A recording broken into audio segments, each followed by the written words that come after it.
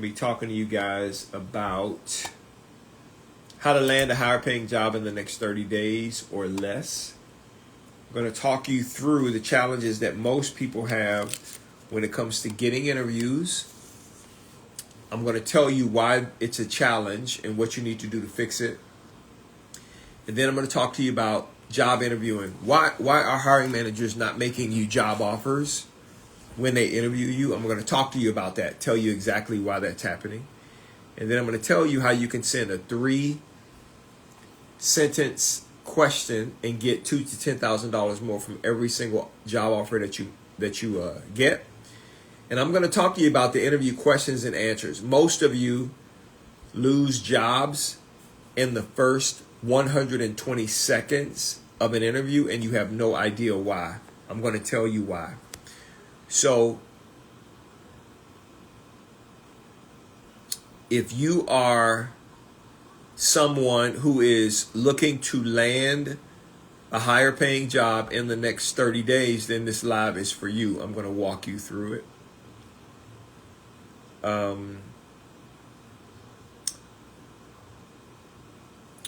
Raquel, I'm not sure. I don't see your email, so make sure if you sent me an email, Raquel, make sure you sent it to the correct email address. A lot of people get my email address wrong.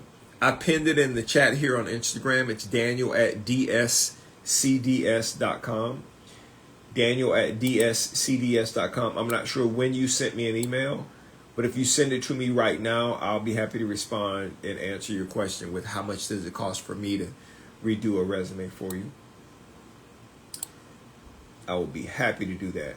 So I'm looking at my emails right now, and I don't see your email. So, and if you did send it to the right email address, it may have gone to your junk mail. So take a look at your junk mail as well to make sure that it has not gone to your junk mail, but you can email me. You can also DM me on whatever platform you're watching from.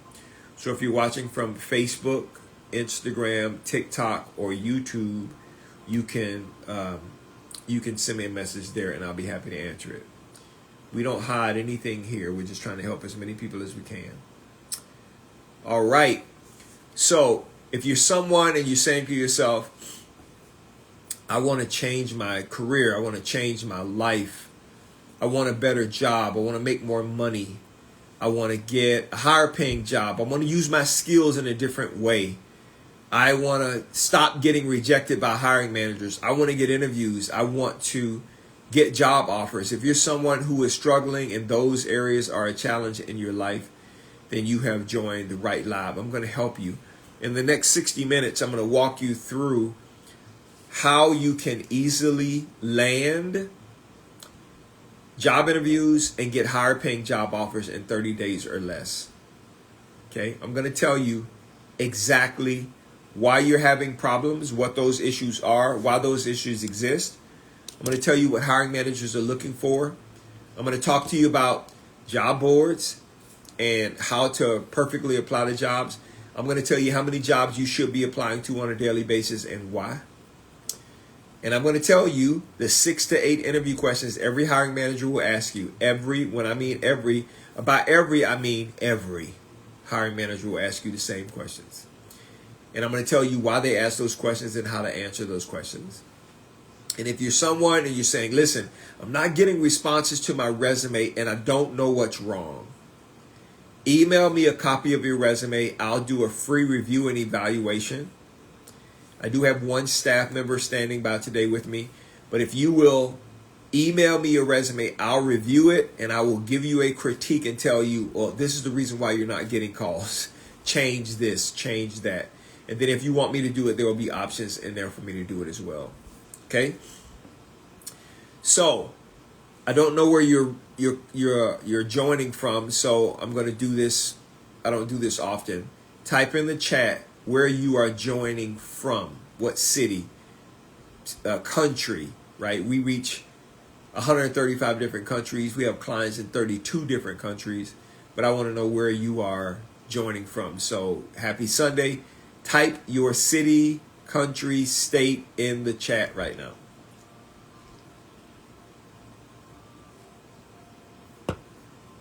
All right. So what I'm going to share with you is I'm going to give you a behind the scenes view of exactly what's going on. The moment, this is your resume, the moment you click submit on your resume, you don't know what happens.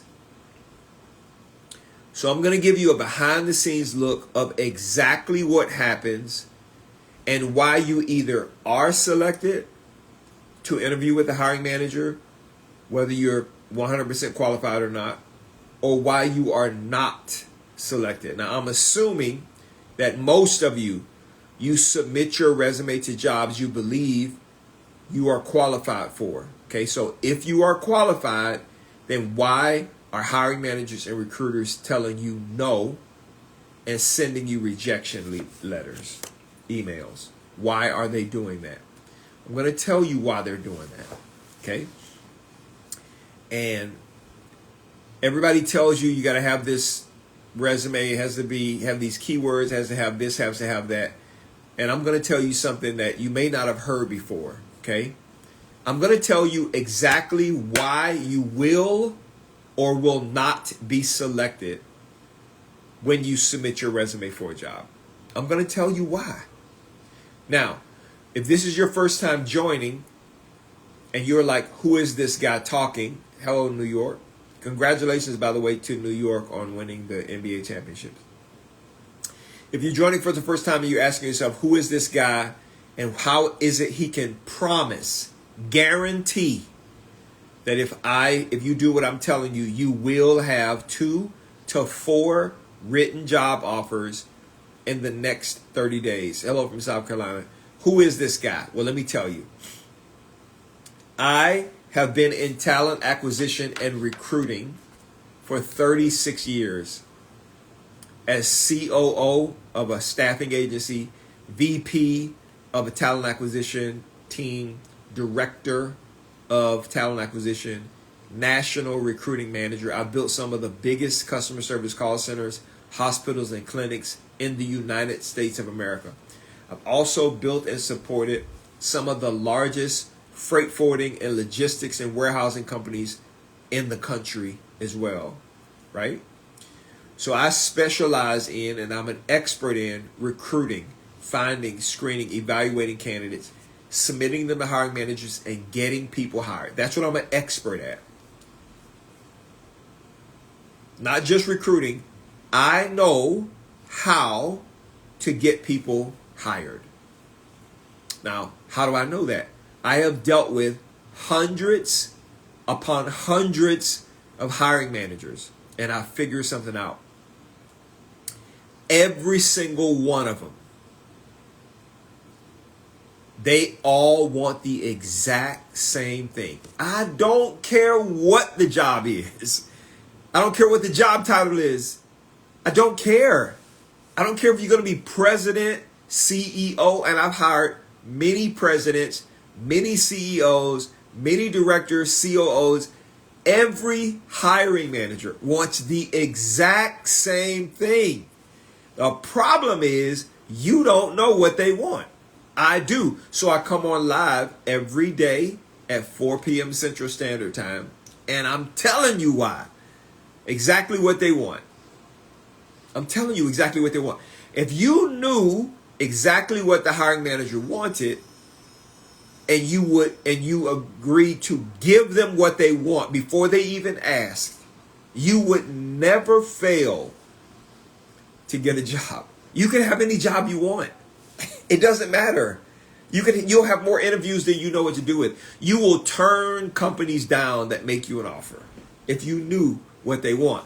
So we're going to talk about your resume. We're going to talk about how to search for jobs and what that looks like. And we're going to talk about job interviews. And I'm going to tell you, it's so easy to get $2,000 to $10,000 more. On average, $5,000 more from every written offer you get. It's so easy.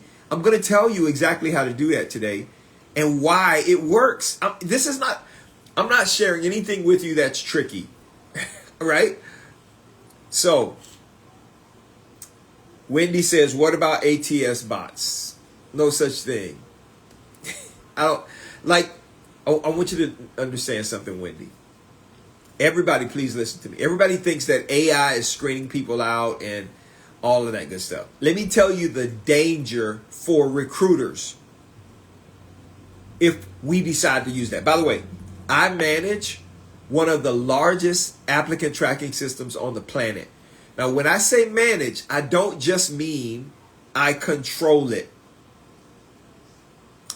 I was part of the implementation of the entire applicant tracking system.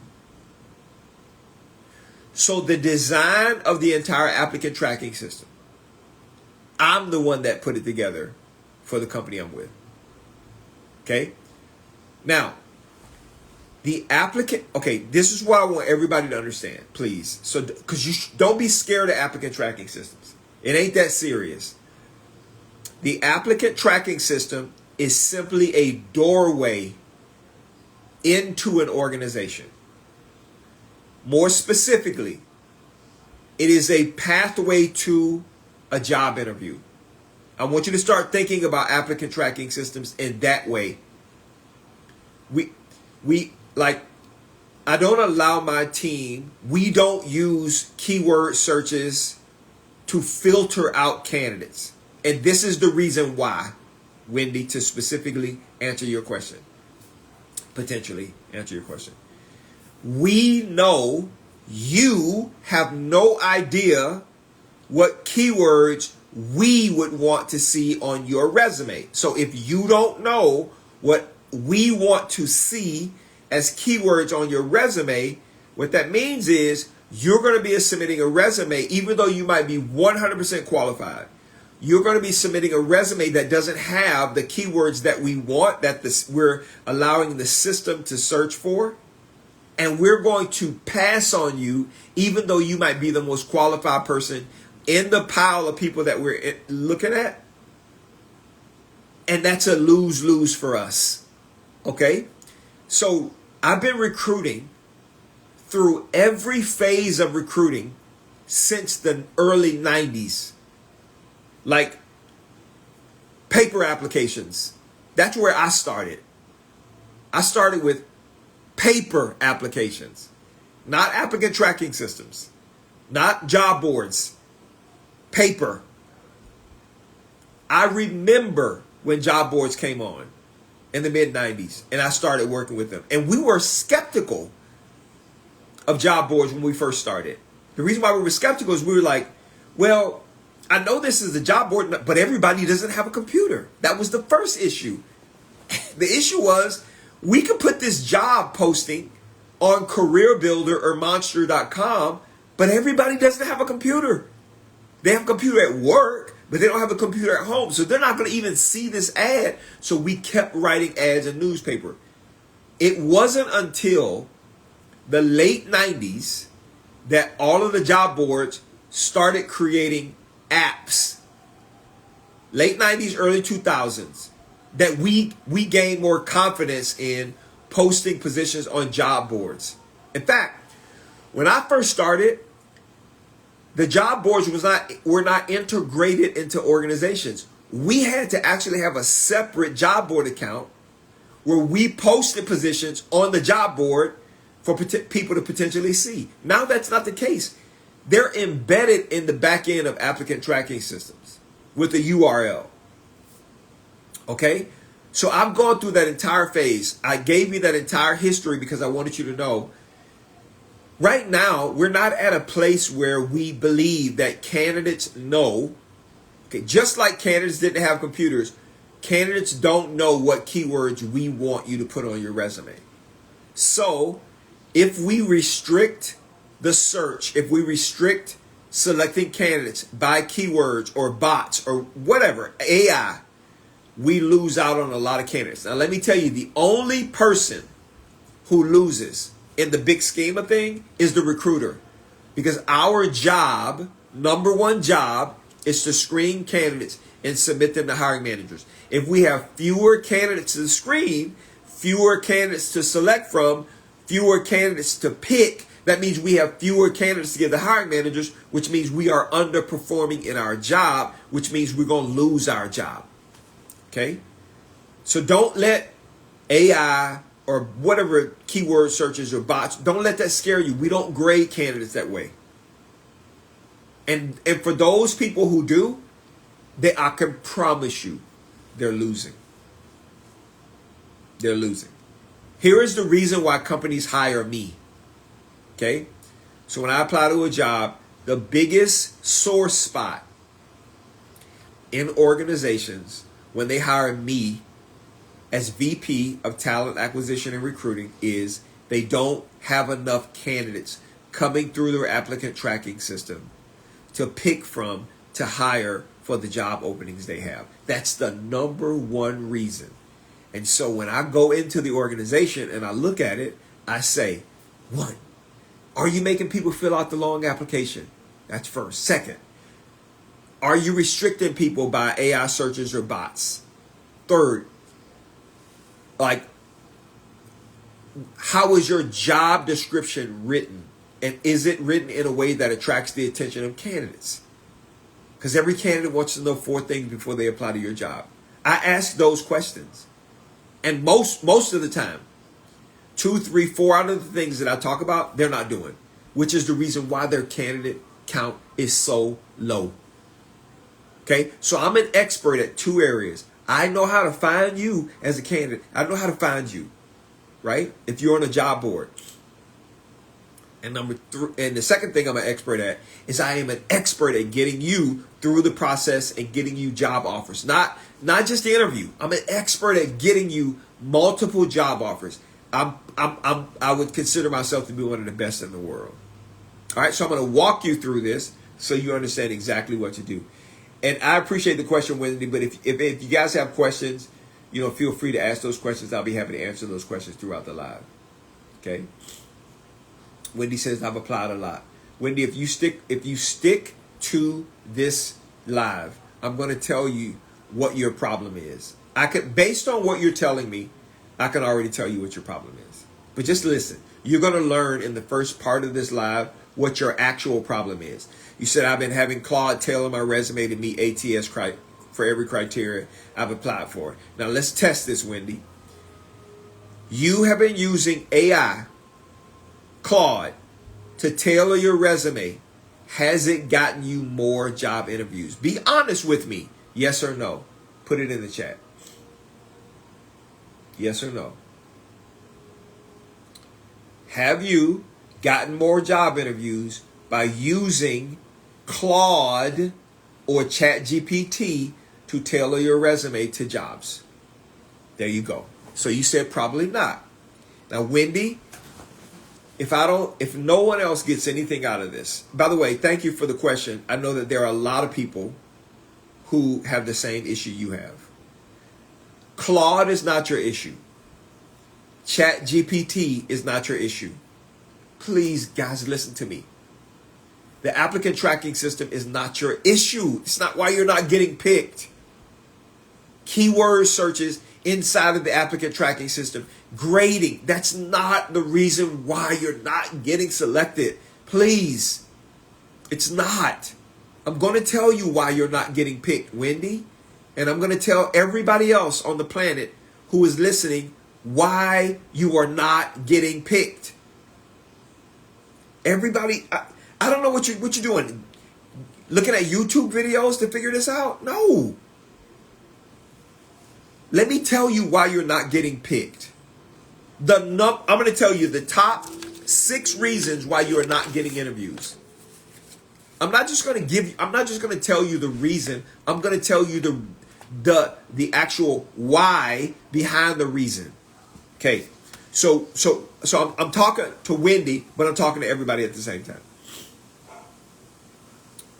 Okay. How you doing, DeMarcus? How are you doing, Moses from Liberia? Jonathan says he's used ChatGPT. Okay, so everybody, please listen. Just pay attention. By the way, if you want me to review your resume, I will be doing live resume reviews today. So email me, Daniel@dscds.com. Daniel@dscds.com. dscds.com. And I've pinned it in the chat on Instagram and on Facebook, and it's above my head on TikTok. So listen, Wendy, I'm just gonna talk to you. I'm gonna coach you. Okay, I want everybody else to listen, but I'm going to coach you. Okay. So here are the top 6 reasons why you are not getting job interviews. It has nothing to do with, are you qualified to do the job? Okay? I want to be clear. Okay? You not getting an interview has nothing to do with whether or not you can do the job. I'm going to say that again. You not getting picked to interview for a job, hi Tracy, has nothing to do with whether or not you can do the job. It has nothing to do with that. Hiring managers are not turning you down because of your lack of experience. They're turning you down for another reason. It won't make sense to you until I tell you. Why do hiring managers throw away perfectly good, qualified candidates who can do the job they want someone to do? Let me explain to you what it is. Reason number 1. When you submit your resume for a job, I don't know if I told you guys this. Let me just establish this foundation. I've been in talent acquisition for 36 years. I designed the entire hire process. So when a hiring manager wants to hire someone, they come to my office and sit down and talk to me. And they tell me, we need to hire someone to do this work. I then create a job description and get their approval. I then give them the pay range and get their approval. I then publish it in the applicant tracking system. You then see it on the job board 6 to 8 hours after I publish it. You then submit your resume for that job. And let's say you have all of the qualifications. You are perfectly qualified. You could still get rejected. And I'm going to tell you why. Number 1, when a hiring manager or a recruiter picks up your resume, in 10 seconds, you have to show them that you are the solution to the problem they're trying to hire for. 10 seconds. What do they want to see? Number 1, what do you do? I'm going to paint a picture for you, Wendy, and everybody else who's watching. Imagine, today is Sunday. Imagine you woke up this morning and you walked into your kitchen and your floor was flooding. You didn't know where the water was coming from, so you look under your sink and you see that water is pouring out of the wall. So you realize you got a leak somewhere. So you pick up your phone and you call a bunch of plumbing companies. 1 hour later, 3 people come to your door. 3 people are standing there. One person is standing there and they have on a plain white shirt, khaki pants, and a plumber's tool belt with tools. Nothing is written on the shirt. Another person is standing there with a plain black t-shirt on, khaki pants, and a plumber's belt. Nothing is written on that shirt. A third person is standing there. They have on a gray t-shirt, khaki pants, and a plumber's belt. But across the top of their t-shirt, it says, expert plumber. Okay? Of the 3 people that I just described to you, be honest. Which one are you most likely to invite into your house? The first person, the second person, or the third person? Type it in the chat. 1, 2, or 3. 1, 2, or 3. Which one are you most likely to invite inside? Yeah, everybody says the third person. Everybody. It makes sense to invite the third person. Okay? Libra, I'll answer the salary expectation question in a second. So everybody says, I'm going to invite the third person into my house. Why? Because you have a problem and that person showed you how they have the skill, at least title-wise. They just showed you how they are the solution. The other 2 people may be more qualified than that one person, but because they didn't identify what they do, you are not interested in talking to them. That is your resume. And Wendy, that's your problem. That's one of your problems. Okay? That's one of your problems. One of your problems is you are failing to show hiring managers what you do. Now, what do I mean by that? The moment a hiring manager picks up your resume, you are hoping when you apply to a job, they look at the entire resume. They don't look at your entire resume. We only look at the first 1/3. This is what gets you selected to be an interview or not. Not the rest of your interview, just the top portion. That's it.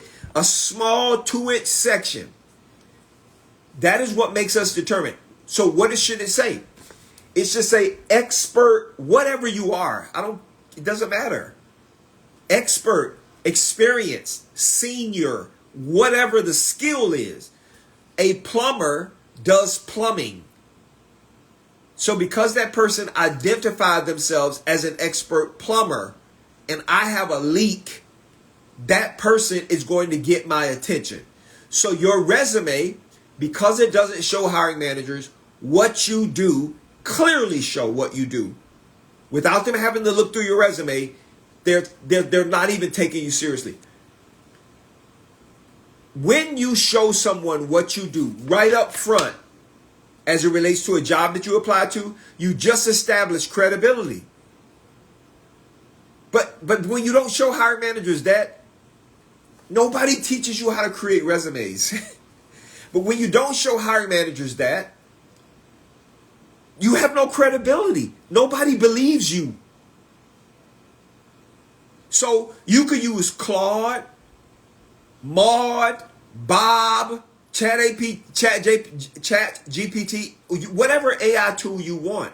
If you don't show hiring managers what you do as it relates to what it is they want someone to do, they're not going to call you. So let's say you do payroll, right? Let's say you're an expert payroll person. You should have expert payroll manager at the very top of your resume.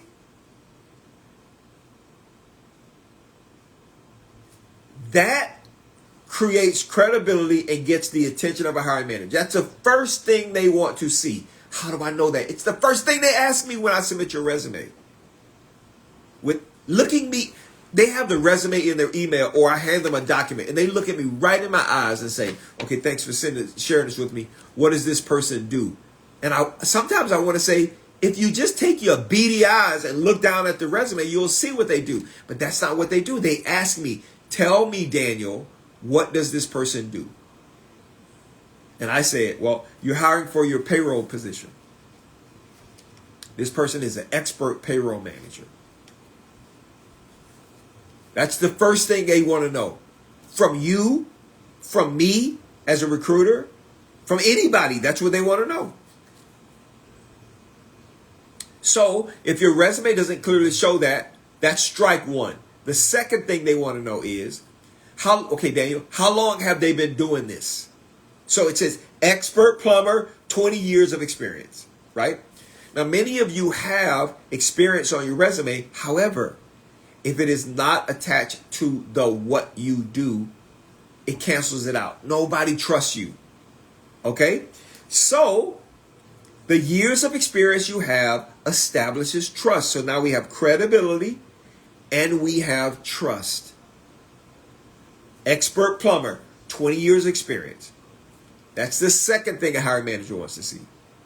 The third thing a hiring manager wants to see, and almost 100% of you do not have this on your resume.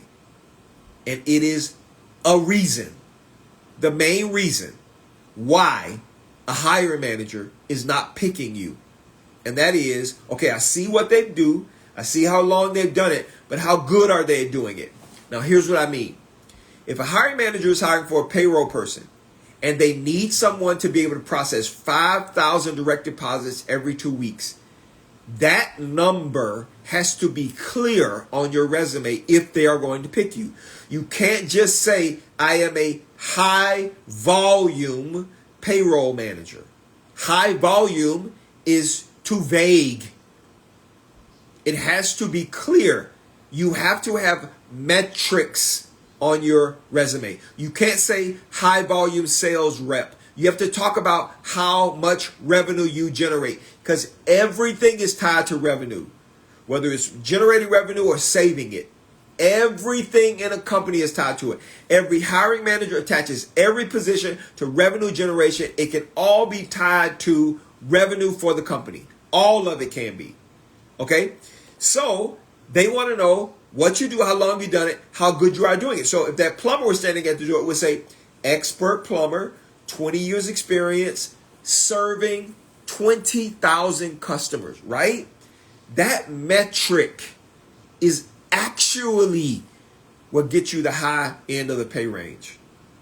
See, you think that hiring managers determine your pay post-interview. Pay is actually determined pre-interview.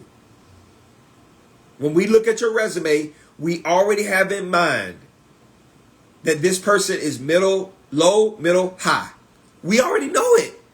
We're not waiting until we interview you to make a determination about what we're willing to pay you. So the reason why you keep getting low job offers is because your resume has not proven that you have a level of expertise that deserves the top end of the pay. That's your problem. So I never allow candidates to submit resume without metrics, ever. So I'll ask them what those metrics are. And most candidates have a challenge articulating the metric and putting it on their resume. So I do it for them. Why? Because I know that's what the hiring manager wants to see. Okay? So that's the third reason. Those three reasons alone, even though you are 100% qualified and can 100% do the job and have 100% of the experience, you are still getting rejected because the hiring manager don't see that. And you're hoping they look at your previous work history to determine that you've done it. But they don't look at your work history until 1 hour, approximately 1 hour before they actually interview you. And they're doing it just to get familiar. That's it. Thank you, Tracy. That's it. 1 hour before they interview you, they go through your resume to familiarize themselves. Make notes on your resume so if they have a question, they can ask it. Hiring managers expect me to tell them right up front what I just told you. So I'm going to tell you something. If you are working with a recruiter and you do a pre-screen and that recruiter says, I am moving you on to the hiring manager interview, and they submit your information to the hiring manager, and the hiring manager tells them, no, thank you, get me more candidates, that recruiter has just failed you. Now, how do I know that? I used to do it all the time. I failed so many candidates because I failed to do what was in plain sight, and that is show the hiring managers exactly what they were telling me they wanted. I couldn't figure it out until 28 years ago. If this is helpful to you, type "this is helpful" in the chat.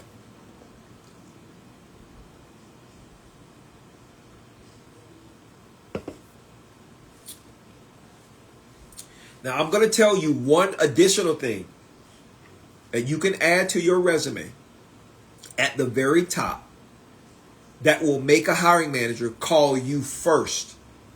You will be the first person they call. And it is called a value statement. Everyone wants to know, what does this person bring to the table to help me? Everybody wants to know that. Okay? So, Wendy, I understand what you're saying. And again, I think this is helpful. Email me your resume, Wendy, and I will review it live. On this live, I will look at your resume And I will tell you, I know you feel like your resume is on the right track, but I will tell you specifically if it is or is not. Okay, so Wendy, I don't see it. Let me see here.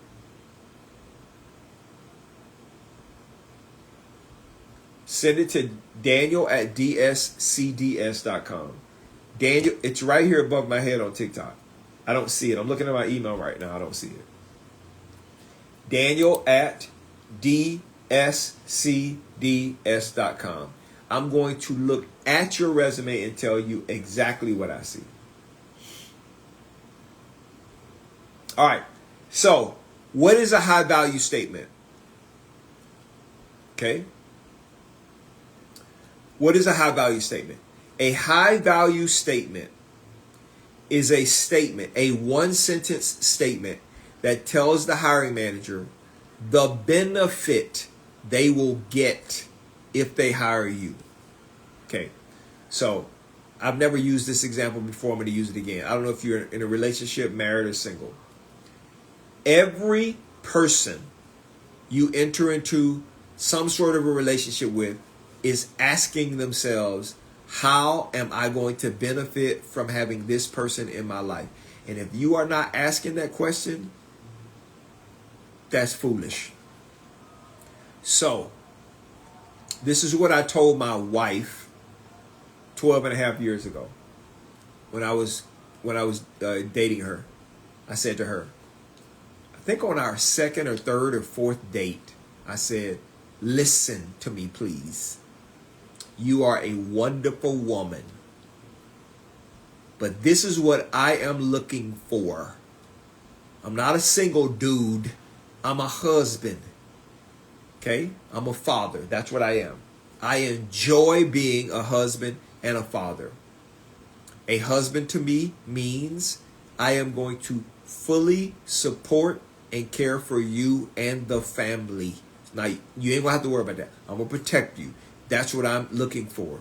And I said, so if you are not looking for a husband, I ain't the guy for you. Okay? And I said, we can keep enjoying having dinner and stuff like that and lunch, but I'm not that guy. I'm not the person. I see it, Wendy. I'm not that person. Okay? So you have to tell me if you are interested in looking to be a wife, because I'm not waiting 2 years trying to get married in the next 12 months. That's what I want. Okay? So what do you bring to the table to help me fulfill that? And she was looking for the same thing. So we got married and have been happily married for the past 12 years. What's my point? Everyone wants to know what you bring to the table. In fact, you're watching this live right now and you're like, Daniel, what do you bring to the table that's going to help me? If you let me help you, I will help you find a job making $2,000 to $10,000 more a year in the next 30 days. Guaranteed. That's a promise I make. If you do everything I tell you to do, based on what I'm sharing with you on this live, you will have 2 to 4 job offers, written job offers in your email box. Okay? So what is a high value statement? And then I'm going to do a live resume review. What is a high value statement? A high value statement tells the hiring manager exactly what they will get, how they will benefit if they get you. So Nike does it. I'm going to use this as an example. So Nike, when they're coming out with a brand new shoe, okay, let's say it was coming out tomorrow, June 15th. All right. They don't say, hey, we got a brand new shoe coming out on June 15th. It is made of rubber, canvas, has laces, and is a size 10. That's not what they say. What they say is, hey, world, we have a brand new shoe coming out on June 15th. This shoe is cutting edge, and it is going to help you jump higher, run faster, feel more comfortable, go further, and win in life. Buy it for $199, whatever it is. So they are telling you the benefit you get if you purchase the shoe, not what the shoe's technical features are. I play golf. Every golf company, with respect to golf equipment, they do the same thing. Buy this driver and you will hit the ball 10 yards further, straighter, whatever. Do this, buy this device, and then buy this ball, buy this, and it'll help your golf game be better. Everybody does the same thing. You're the only one that don't do it. Right? What's a high value statement? So you would say, as a payroll manager, I help you to eliminate payroll errors by 99.9%. I help you to process payroll on time 100% of the time. Right? Whatever the I help you is in terms of the thing that you do, that's what the hiring manager wants to know and what makes them pick you first. Now, the reason when you don't have an I help you statement on your resume, a hiring manager will try to pick you apart in an interview to figure out how you're going to help them out. So this leads into you eliminating 50% of the interview questions when you give them an I help you statement.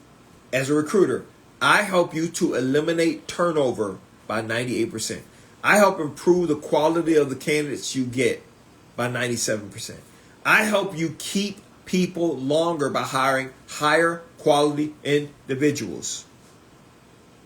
Right? So that's the I help you statement on my resume. It tells people how I'm going to help them specifically to solve their problem. And that's what you're not doing.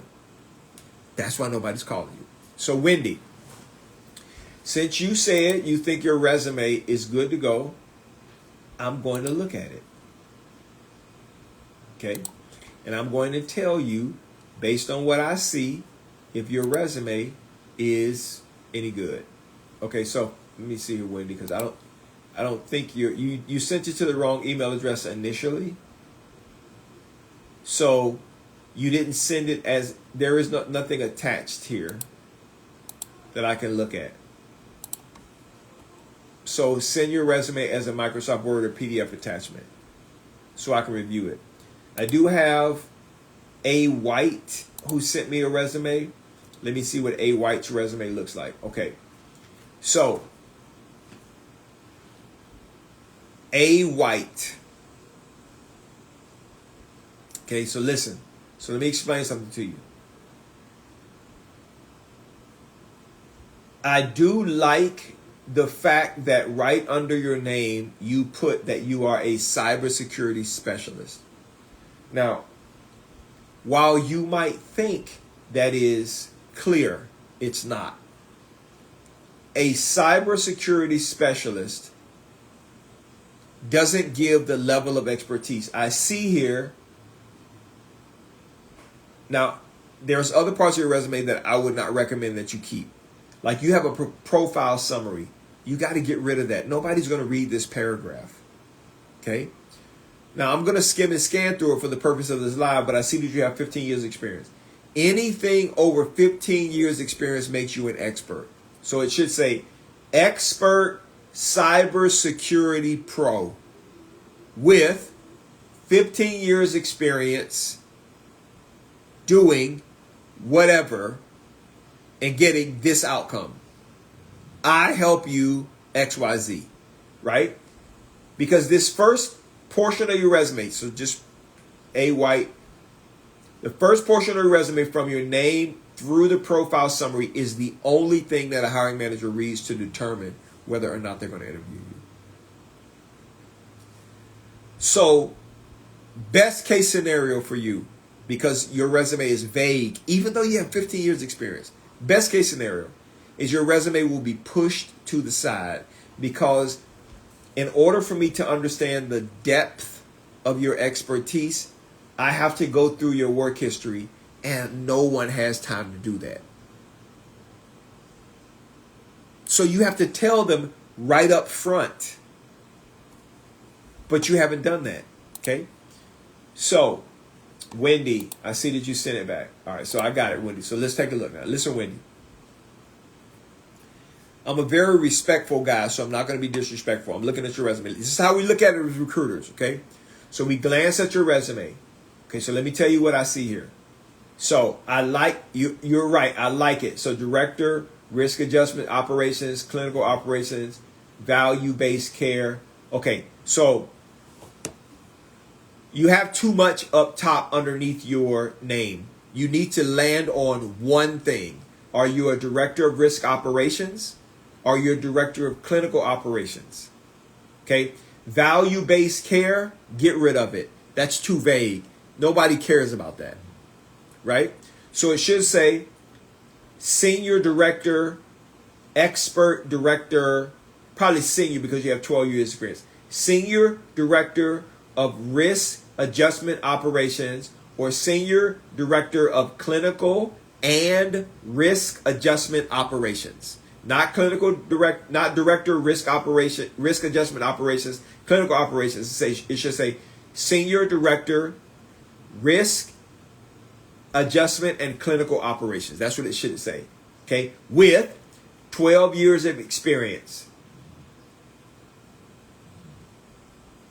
Okay, now you're making me read your professional summary to try to figure everything else out. That's not good. Okay, so I would have to read through. It says director level risk adjustment operations and clinical operations leader with 12 years of progressive experience building, scaling, and optimizing risk adjustment programs in high growth, early stage, value-based care environments. See how vague that is? That doesn't tell me anything about anything, really. You think it does. You think it's fancy, but it doesn't. Hiring managers want you to get right down to it. How are you going to help me? Okay? And then it says a proven track record of defining operate. So this is where your value statement should be. Everybody, take off the words proven track record. Eliminate that. Exchange it with I help you. Okay? Don't put proven track record. Nobody knows that you have a proven track record. It should say I help you define and operationalize risk capture approaches from the ground up, including. Now you're getting too wordy. You're trying to give them everything about your 12-year work history in like 2 or 3 or 4 sentences. And then you say I have a deep expertise in HCC coding, meet criteria, HEDIS, star performance, and population health with demonstrated success. Okay, you're doing too much. You got wait. Hiring managers are not going to read it. So I'm going to tell you what it's like, Wendy. So listen to me.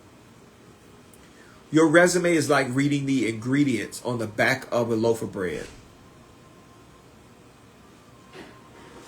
Everybody wants to look at the front of the loaf to see that it tastes good, it's fluffy, it's soft, stays fresh.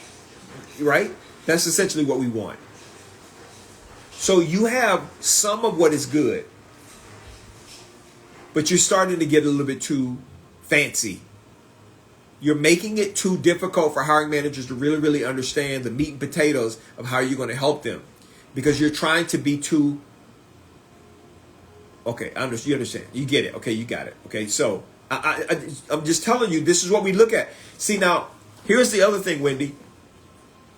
How am I going to, as a recruiter, let's say I was a recruiter, how do I explain to a hiring manager all of this stuff you put in there, right? Like, how do I explain it? You're trying to highlight your whole career with this professional summary in hopes that some of it sticks. No, just be straight to the point. You are an expert or senior level director of risk adjustment and clinical operations with 12 years experience, scaling, optimizing risk adjustment programs, high growth, early stage value, care-based environments. I help you to define and operationalize risk capture approaches from the ground up. Right? And then I see that you have a 98% external audit performance. All of that stuff needs to be condensed. It's just too much. It's too much for a hiring manager to read and understand. So that's why I don't think your resume is a top resume. I would give your resume maybe a 6 out of 10. So you would not be a top candidate for most organizations because you don't show hiring managers expert plumber, 20 years experience, 20,000 customers. I help you fix your leaky sink in 5 minutes or less. It takes too long for a person to read through this and understand how you are a solution to their problem. It's more than 10 seconds. Now you're hoping they keep scrolling down to your core competencies and then see your work history, which you have put a lot of time in to each one of these bullets under your work history. But nobody's reading your work history until about 1 hour before we interview you.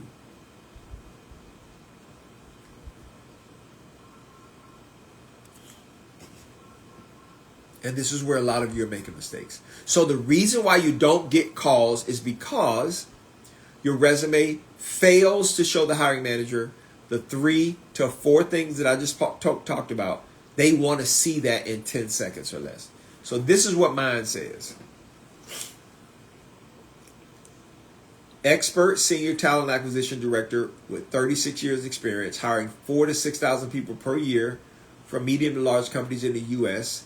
I help you to eliminate turnover by 98%, blah, blah, blah. You understand? That's what it says. That's it.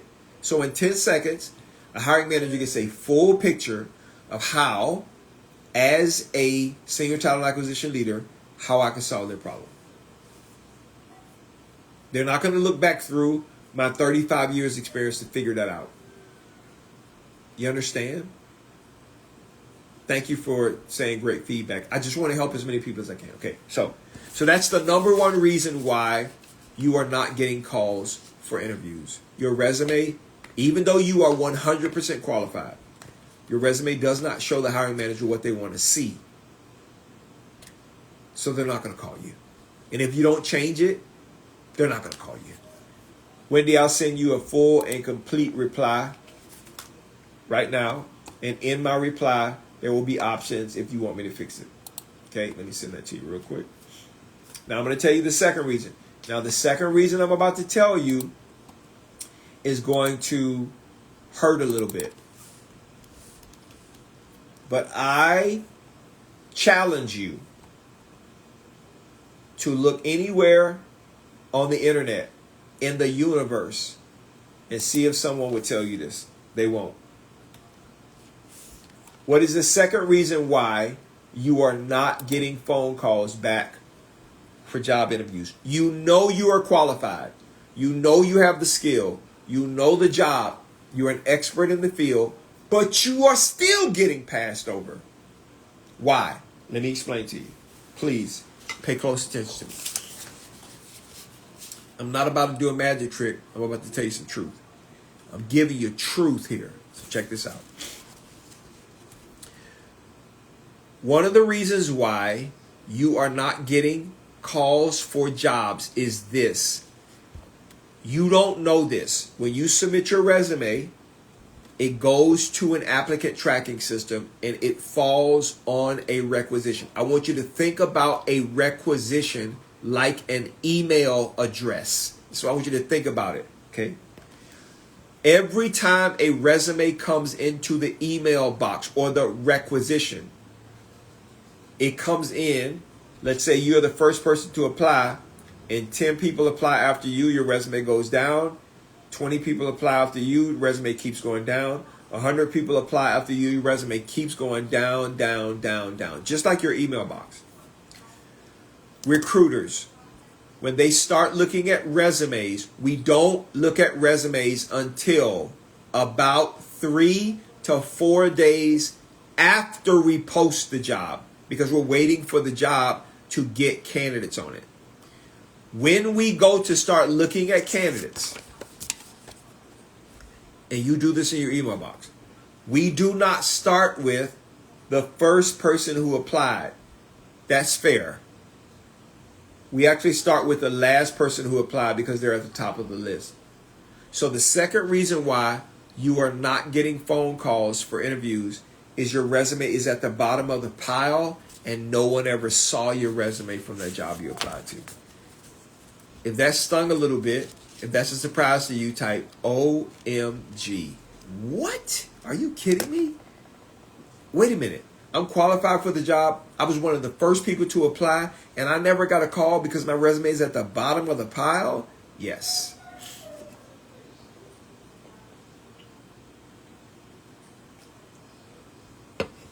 Yes. Happens every day. Yep. I'm gonna share something else with you. I've never shared this live, but let me explain to you. One, I know this firsthand. Yeah, Wendy, that is crazy. Moses, you send me a copy of your resume. Okay, I'll take a look at it. I do have staff who is looking at resumes right now. So thank you guys so much for sending your resumes. You will get a reply here in just a second. Okay, so if you send your resume right now, we should be able to respond to you pretty quickly. But let me explain something to you. I've never shared this via live, but I want to share this with you so you can understand how your resume gets lost in the sauce. Okay, we will make an offer to someone after 3 or 4 weeks, and then you'll get an email reply that says, "Thank you so much for applying." 3 weeks later, 3 weeks after you've applied, we have decided to go with someone else. Please go to our website, and if you see other positions that you qualify for, please reapply. That's what it says, right? Now, let's say the person that we picked 3 months from now, they didn't work out. What we do as recruiters before reposting the position is we go back into the existing requisition, the old closed requisition, to see how many candidates are still there, and we will send you a message to see if you are available. So there are candidates who get rejection letters who do not get picked because they're at the bottom of the pile, and if the candidate that we did select did not work out, we will go back into that requisition and reach out to you and see if you're still available so we can have a conversation with you. Now, I know that has happened to many of you. I have people on my fast track program, which I'm going to tell you about in just a second, who say to me, "This company came back to me. I interviewed with them 3 months ago. What should I do?" Let it play out. See what happens. The person they picked over you didn't work out. See what happens. Yeah. So Mindscape says that happened to them. Yes, happens all the time. Happens all the time. We will pick someone, and that person for some reason is a bonehead or just don't work out, right? So we, instead of using resources to go back in and try to get more candidates, we exhaust the list of candidates first that we send a rejection through. Thank you so much for joining the fan club, Mindscape. And then we will reach out to you. First, we will send you a text. "Hey, you applied to this job 3 months ago. Wanted to see if you're still available. We do have a job opening," right? If you are still available, and we know most of the time people are, we will have a conversation with you. If we exhaust that list and we don't get what we want, then we will repost the positions and try to uncover new candidates. That's how I know your resume is at the bottom of the pile. Nobody ever saw it. We didn't even see you. Now, there is a way to get your resume to the top, but it's a waste of time. It's a waste of time. Just because a person has been there for 3 months and didn't work out, no, let me explain to you why that happens, okay? Hiring managers, if they don't have proper recruiting counsel, they are notorious for picking people for the wrong reason. They're notorious for that. Okay? So, what are some of those wrong reasons? Well, it felt right. Gut feeling. You don't hire people based on gut. You don't hire people because it felt right. Okay? You hire people for another reason, which I'm going to tell you why in just a second. I talk to hiring managers about this. As a recruiter, it is my job to predict your future behavior. And I know exactly how you're going to behave if I ask you questions and listen carefully to your responses. Okay? So, your resume is at the bottom of the pile, sitting there, and nobody called you. Is that unfair? Yes. Can you change it? No. You're not going to change it. A recruiter's job is to look through candidates and find enough candidates to get to the hiring manager to interview. That's all they care about. They don't care about you. And they don't care about when you applied. We're not sorting candidates that way. Sorry. All right? So, I have a fast track program that I help people find and land a job in 30 days or less. Many of you have asked me, what is this fast track program about? If you send me an email right now with the word fast track in the subject line, I'll send you an email reply with all of the information, and you can decide what you want to do. My next fast track starts tomorrow. I have 2 spots left. That's it. I only have help 60 people per month. That's it. I'm going to tell you at the end what it costs. So Leah, just send me an email with the word fast track like you just did, and then my staff will send you an email right now that tells you exactly what the fast track is all about. So if you're someone who wants to land, have 2 to 4 written high-paying job offers in the next 30 days, then the fast track program might be right for you. All right, so check this out. So Mrs. KXOXO says, so you look at unqualified people. No. So let me explain to you, Ms. KO, how it works when it comes to recruiting. So we publish a position, people start applying. Let's say 150 people apply. Usually, 1 out of every 15 to 20 people have what we're looking for. So really, 5 to 7.5% of the people. So 5 to 7 out of every 100 people of the resumes that we have, they're what we want. Everybody else, they're just clicking, applying, and all kind of foolishness, right? They don't have what we want, okay? So we're not hiring unqualified people. We need to find enough people, that target number is 10, that we can pre-screen as recruiters, so we can submit 5 to the hiring manager for that one position. So it's 10 pre-screen to get 1 hire, 5 hiring manager interviews to get 1 hire. That's kind of how we do it, okay? So if out of the first 100 we get lucky and we find 10, 12 people in that first 100, and it's 100 people who are still sitting in there we haven't talked to, you're going to sit there. We're not going to call you. We do. Everybody thinks, and I know the reason why you asked that question, Miss KXO. You think that we look at every person's resume. We don't. I'm just telling you guys the truth, right? We don't look at every person's resume. We look at enough resumes to get the hiring manager what they want, because that's what we're being paid to do. We don't look through every resume and then to determine of all 200 which are the best fit. We look at the first 10 that are the best fit. That's what we look for. And if we find it before we get to you, your resume will never be reached out to. So I'm going to tell you how to mitigate this in just a second. Okay? So there's a third reason why you are not getting calls for job interviews. There's a third reason why. Okay? Please listen.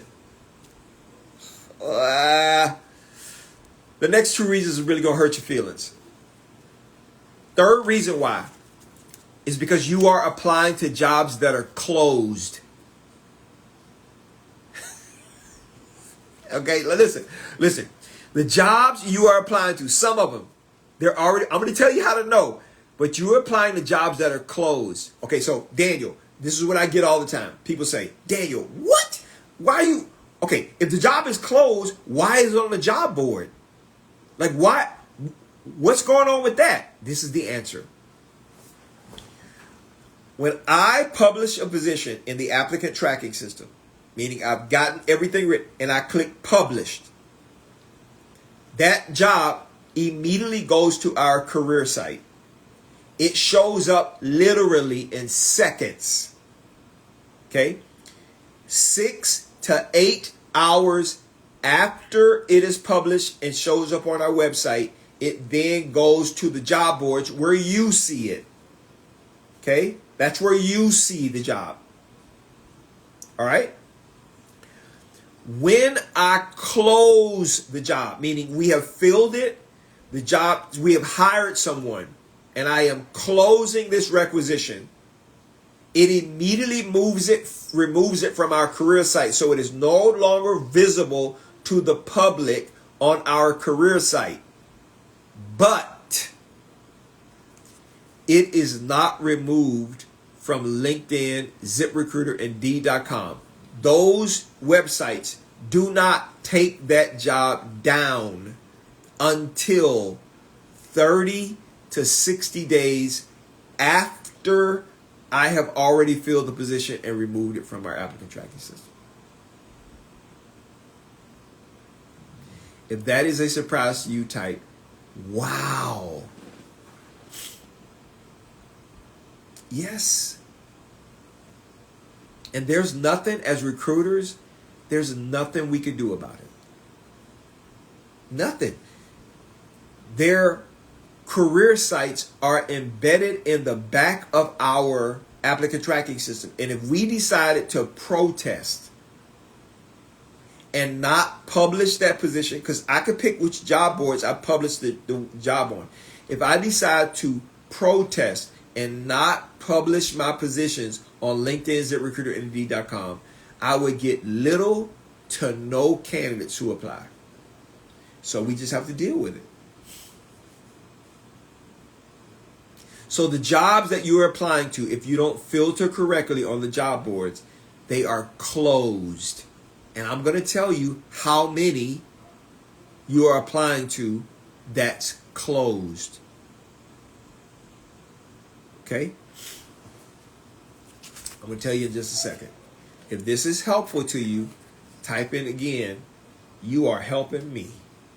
I see several of you have sent me an email with the word fast track. I will have my staff send you an email reply with information about the fast track in just a moment. All right? And I only have 2 spots for this coming Monday, tomorrow. All right. I'm going to give you the 4th reason. This is going to be like me punching you in the stomach. I'm going to give you the 4th reason why you are not getting phone calls to do job interviews. Now, I want you to pay close attention to me because your brain is about to explode. The 4th reason why no one is calling you and they will not call you. The 4th reason why is you are not applying to enough jobs. Okay, so listen to me. I'm going to tell you how many you should be applying to. But what I want you to write in the chat is tell me on average each week how many jobs do you apply to on average in a 1 week time frame. Type the number in the chat. And I'm going to tell you how many you should be applying to and why. Okay? So I see 30, 7, 15, 20, 5, 75, Miss M. 2 positions, same company though. 10, 9 to 10 a week, Wendy. Okay, so guys, listen to me. Now, what I'm about to share with you is going to change everything. Okay? You are looking at job applications the wrong way. And my hope is this will give you give you clear insight to an understanding of what you should be doing, because you're not doing it. How many jobs should you be applying to every single week if you want to be hired in the next 30 days? So today is June 14th. If you want to be hired by, have an offer by, multiple offers by July 14th, you should be applying to 700 jobs a week, 100 a day. Leave a comment. 700 a week, 100 different jobs every single day. 700 jobs a week, 100 a day. Now, Lake Perez says that sounds impossible. And let me tell you what the time commitment is if you do it the way that I train it. The daily time commitment to apply to 100 different jobs a day is 30 minutes a day. See, you don't know how we as recruiters actually want you to apply to jobs and why. You have no idea. So you think it's impossible because you think that filling out the long application is the way we want you to fill out the application. It's not. We don't want you to fill out the long application, which is why I tell people on my fast track, you never fill out a long application. You never go to a company's website and fill out the application. If the application takes you longer than 10 to 20 seconds to complete, you pass it by. You don't fill it out. Believe me, I'm going to tell you why. You could spend 30 minutes a day doing 100 different applications for jobs. Watch this. That exactly match the work you want to do, the pay you want to make in your skill set. Every day, 7 days a week, 30 minutes a day is the time commitment. That's it. Everybody on my fast track program does the same thing, which is why they get 4 interviews every single week, and they get 2 to 4 written job offers in 30 days. Why am I saying this? You think that what we want from you is the application data to consider you. We don't. We only want your resume. That's all we want. We don't care about what you put in the application. Your race, your gender, we don't care about that. We will get that if we hire you. We just want your resume. So if you're not doing easy apply, quick apply, or one-click apply, you are wasting your time. How do I know that? I do KPI reporting on application drop-off in the applicant tracking system. Me. Okay. What is the average drop-off? What is the average length of an application? A long one. 35 minutes. It takes 35 minutes to fill out an application if you go to the company's website. But what is the average drop-off time and drop-off percentage with the long application? 97% of people stop filling out the application in 12 minutes. 3 out of every 100 people will fill out the full application. So we don't even want you to do the long application. We just can't do anything about it through our website. But we can do everything about it on the job board, right? On the job board, in the back of our applicant tracking system, we allow easy apply. And when it falls on LinkedIn, ZipRecruiter.com, and any of the job boards, it allows you to easy apply. If an application that you're about to do on the job board says, go fill it out on the company's website, I tell clients, don't even feel like, don't do it. I don't care if you want to work for that company. It is the single biggest reason why companies have low application count. It's because they are asking you to spend 35 minutes of your valuable time filling out an application, and they are not even promising that you are going to get an interview. So you don't do it. Because we don't care. All we want is your resume. And then if I pre-screen you and get you hired, I can circle back and have you complete the rest of the application. Now, why would you do it at that time? Because you got the job. If that's a surprise to you, type OMG. You have got to be kidding me. Yes. I just gave you the T. Nobody else is going to tell you that. Okay? So you don't do long applications. Ever do long applications. It's a waste of your time. Okay?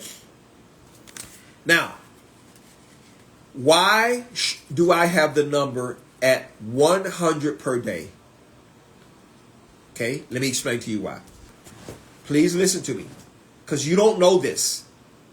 I know you don't know this because I talk to people every single day. So you don't know this. If you apply to, hypothetically, 30 jobs a week and you think you are crushing it, man, I'm killing it. 30 jobs a week. Most of you don't do that. Half of those jobs are closed.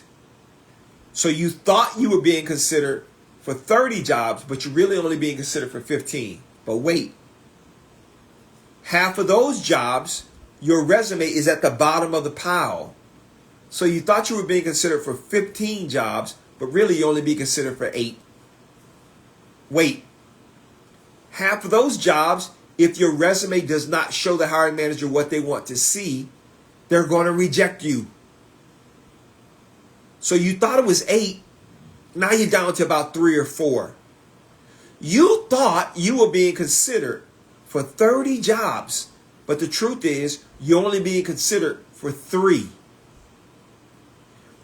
Only 10% of the applications that you submit, you will potentially get a call. 10%.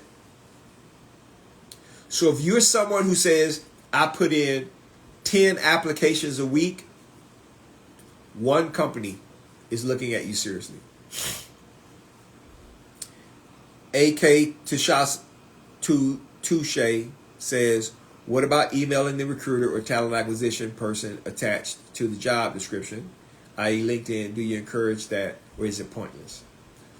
Okay. So you can do it, but let me explain to you what happens on the recruiting end. Okay?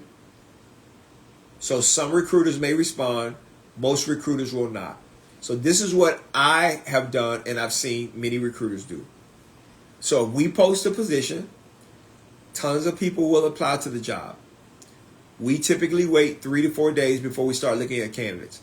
In that 3 to 4 day period, because you're looking for work, you're actively looking for work, you might call that recruiter. That recruiter's not going to pick up. You're going to leave a voicemail. Hey, this is AK2.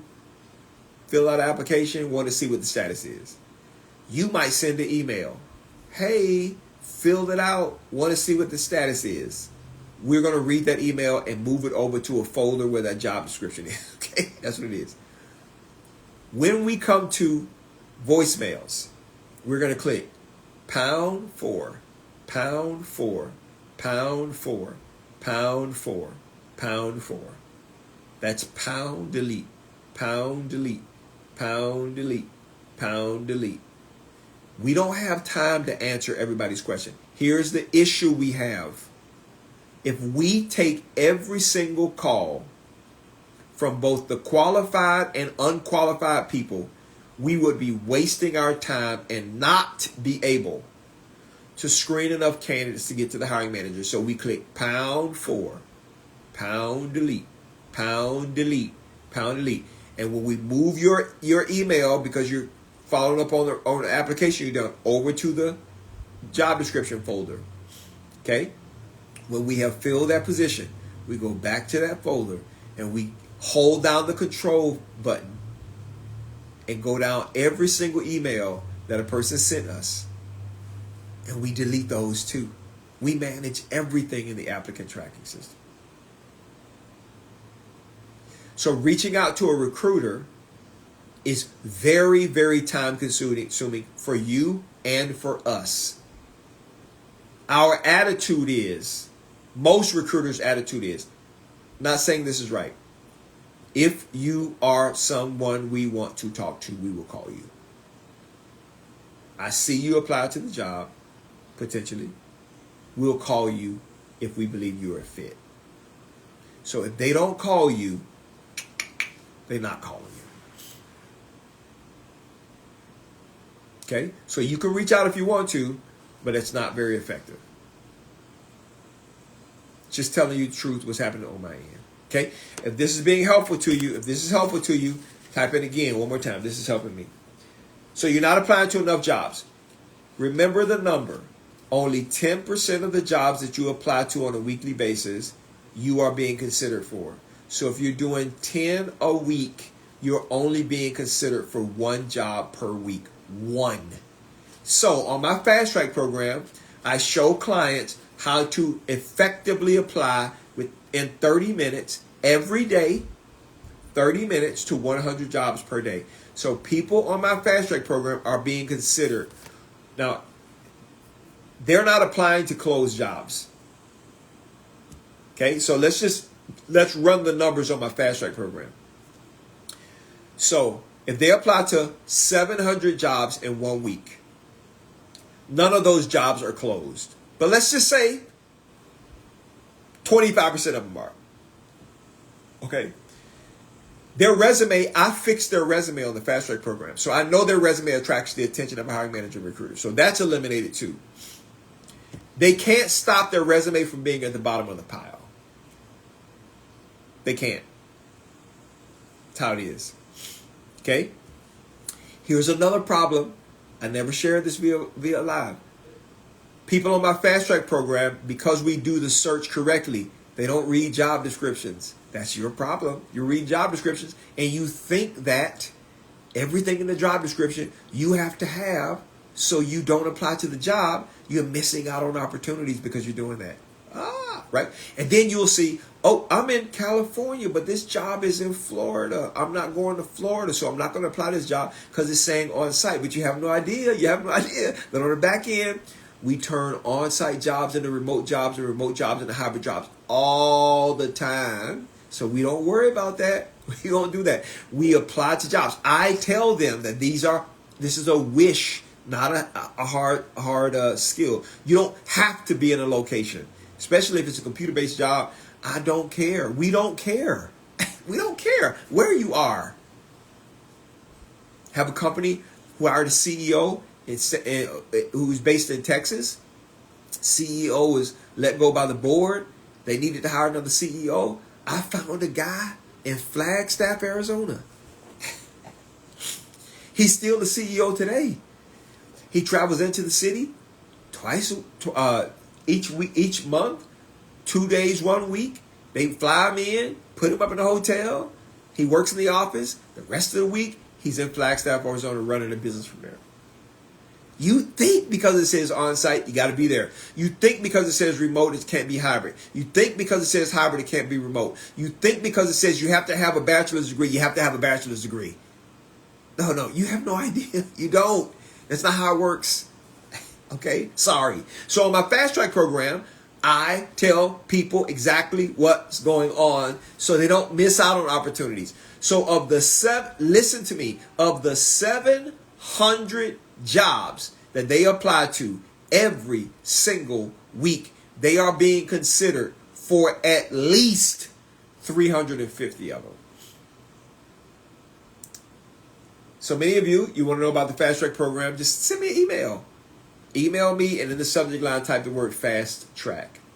And my staff right now will send you an email and reply and say, this is the information about the Fast Track program.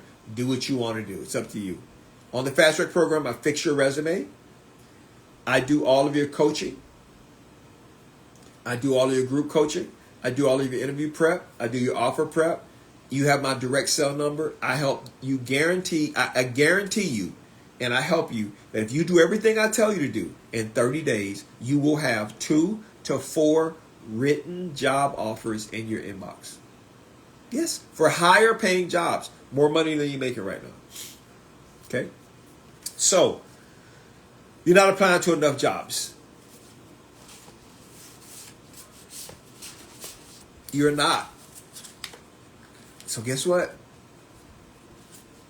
You're going to keep having the same problem. Now, let me tell you another problem that's unique, that nobody tells you about. If you don't find a job, let's say you applied to a job 3 weeks ago and no one has reached out to you, and you applied to 10 jobs 3 weeks ago and no one's reached out to you. Here's what you don't know. The higher timeline for almost every position in every company, with the exception of C-level executives, CEOs, presidents, senior leaders like that. The average timeline for hiring is 30 days. So if you don't find a job in that 30-day period, you got to start all over again. Because the job that you applied to is closed. So you have to find more jobs and apply to those and hope somebody's going to call you. And hope the job doesn't close or get filled before somebody reaches out to you. Because you didn't apply to enough jobs. Because your resume is not positioned correctly. Because you keep repeating this cycle over and over again. People come to me, they've been looking for jobs for 8 months, 9 months, and haven't gotten an interview and don't know what's happening. And I say, because you didn't apply right, because your resume was not fixed, because nobody called you, you did it in February, you got to do it again in March. You got to do it again in April. You got to do it again in January. You got to do it again in November. You got to keep doing the same thing over and over and over again, because you're outside of the window. How do I know that? Week 1 of every job posting, we gather candidates. Week 2, pre-screens by the recruiter. And at the end of week 2, hiring manager interviews. Beginning week 3, we do final interviews. At the end of week 3, we make job offers. At the beginning of week 4, job offers are accepted and we close the job. Get a person through onboarding, get them hired 2 weeks later. For executives and senior level individuals, that is going to be... No, I'm going to tell you about the salary right now. For the executives and senior level leaders, that timeline can be 10, sometimes 12 weeks, depending on how many board interviews they have, senior leader interviews they have to have as well. Okay. So I'm going to answer this question. This is outside of what we're talking about, but let's talk about salary. Okay, so I don't talk about that as much as I need to.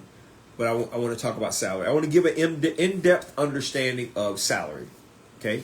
If you want to know about salary, how salary is created, how you can maximize the amount of salary you get before I go into job interviews, type in the chat, pay.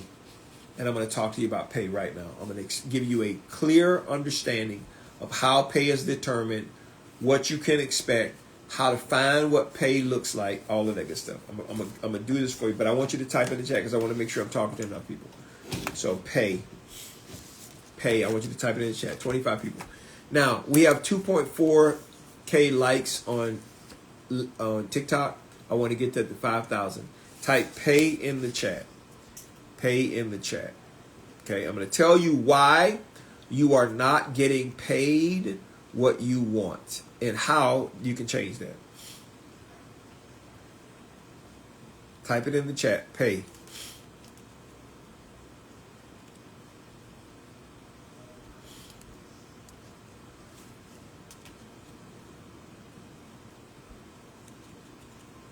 Remember, in almost every organization that I work for, I am the one that positions pay for the hiring manager. They have to approve it, but I am the one that positions it. So I know how pay is determined. I ask them very specific questions. So when I go out and do a salary survey, I can make sure that I am giving them comparable compensation. Okay? All right? The problem that people have is they have no idea. Thank you, DeMarcus. You have no idea how pay is determined in an organization. You have no idea how to find pay for the job before you interview, so you don't have to talk about it. You have no idea about how the pay was determined for you. I'm going to explain all of it to you.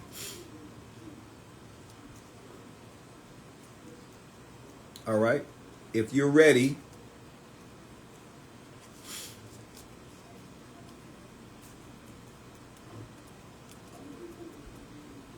all right, let's start. Number one, the problem that you have when it comes to pay in an organization is you have no idea how pay is positioned in an organization. All right. So let me explain it to you so you understand. This is how we do it from an HR talent acquisition perspective. When I sit with a hiring manager, I ask them, what do you want this person to do? What do I mean when I say that? What outcome do you want this person to get for you? What outcome do you want this person to get? How is that outcome tied to cost savings or revenue generation? Right? Please listen to me. What do you want this person? Let me give you a simple, easy example. I did it with payroll. How many people will this person be responsible for payrolling every 2 weeks? 5,000. Teacher. How many students will this teacher be responsible for having in their classroom?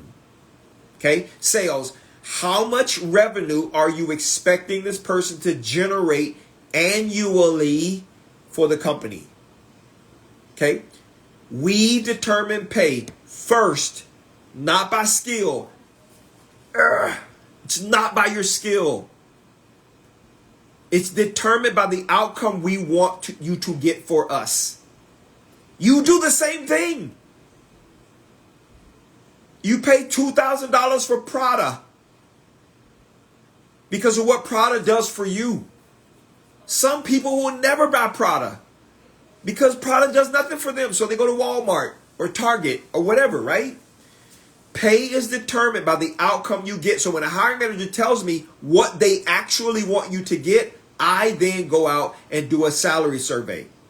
Then I ask, okay, based on what outcome you want them to get, how much experience do you want this person to have that helps you to understand that they are going to get this outcome? That's how we determine pay. So when we look at your resume, and we're looking at the things I told you in the beginning about your resume, that's when we make a decision about what we're going to pay you. Okay, that's step number one. How do I, or how can you find out? I'm about to change your life. How can you find out what pay is for a position, even if it's published or unpublished? I do this for every single person on my fast track program. We don't care. You don't have to publish the position. We don't care. You don't have to publish the pay. I can show a person it's literally in seconds how much pay In fact, I'm going to do that for you right now. Okay? I can show you in seconds what the average pay range is for a job. Seconds, okay? So, I do this for every person on the Fast Track program. Okay, so you don't know how it's determined. So, once you figure out how to determine what pay is, you never talk about pay from a money perspective when you go into an interview, which we're about to talk about in just a second. So when a hiring manager asks you the question, what kind of pay are you looking at? You already know what the pay range is. Your response should always be, I know the pay range and I am at the top end of the pay range. That's the only answer you should ever give. Well, how much? The top end. You know how much the top end is. That's the answer. I want you to type into the chat what your job title is, and I'm going to give you a typical pay range.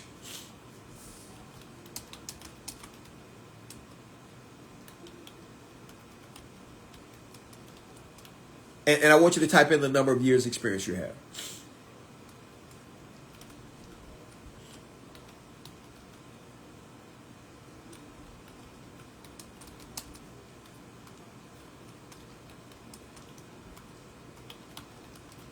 Okay, so I'm going to use the first one here. So, Lake Perez, I'm going to do business system analyst with 15 years experience on average, $120,000 to $160,000 a year.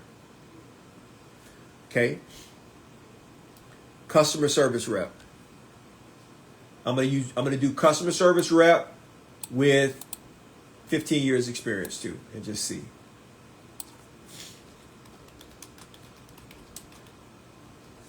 Customer service rep with 15 years experience usually is going to be $16 to $21 per hour, depending on where you are in the country. Clinical research coordinator, 10 years experience.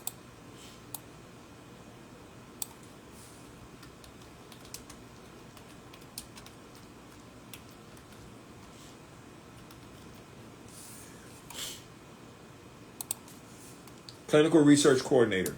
This is what I do for every hiring manager. This is what I do for clients on my Fast Track program. Clinical research coordinator, $65,000 to $85, $85,000 a year. Top end, 90. Okay. Director of clinical documentation.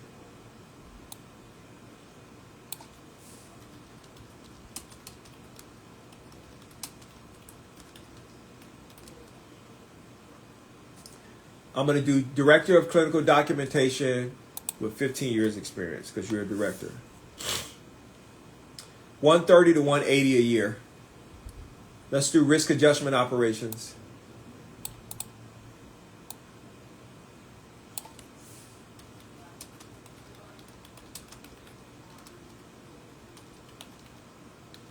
Okay, and when one of my Fast Track clients comes to me and they're talking about, hey, I got an offer, this is what it looks like, I then say to them, nope, turn that offer down, it's too low. Or yes, that isn't right in line. Or there's an additional $2,000 to $10,000, send this email.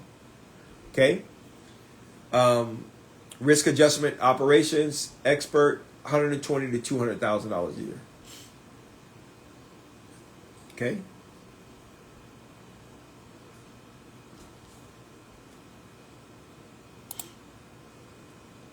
Accounting technician, 3. Accounting technician, 24 years experience.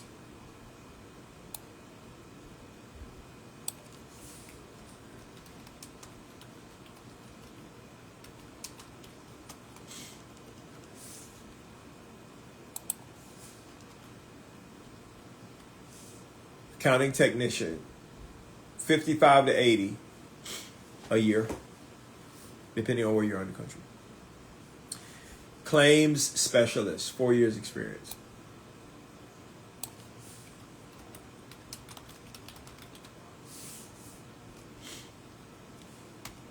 Claims specialist, $55,000 to $96,000 a year. So this is what I do for every hiring manager. Once I do this, I get their approval. This is what I do for every person on the Fast Track program. So you're never, ever lowballed. You always get the top 75 percentile of pay when you work with me. So if you're interested in my Fast Track program, it's real simple. Send me an email with the title Fast Track in the subject line, and my staff will send you an email reply right now with the information about the Fast Track program. I only have a couple of spots left for this coming Monday. Okay?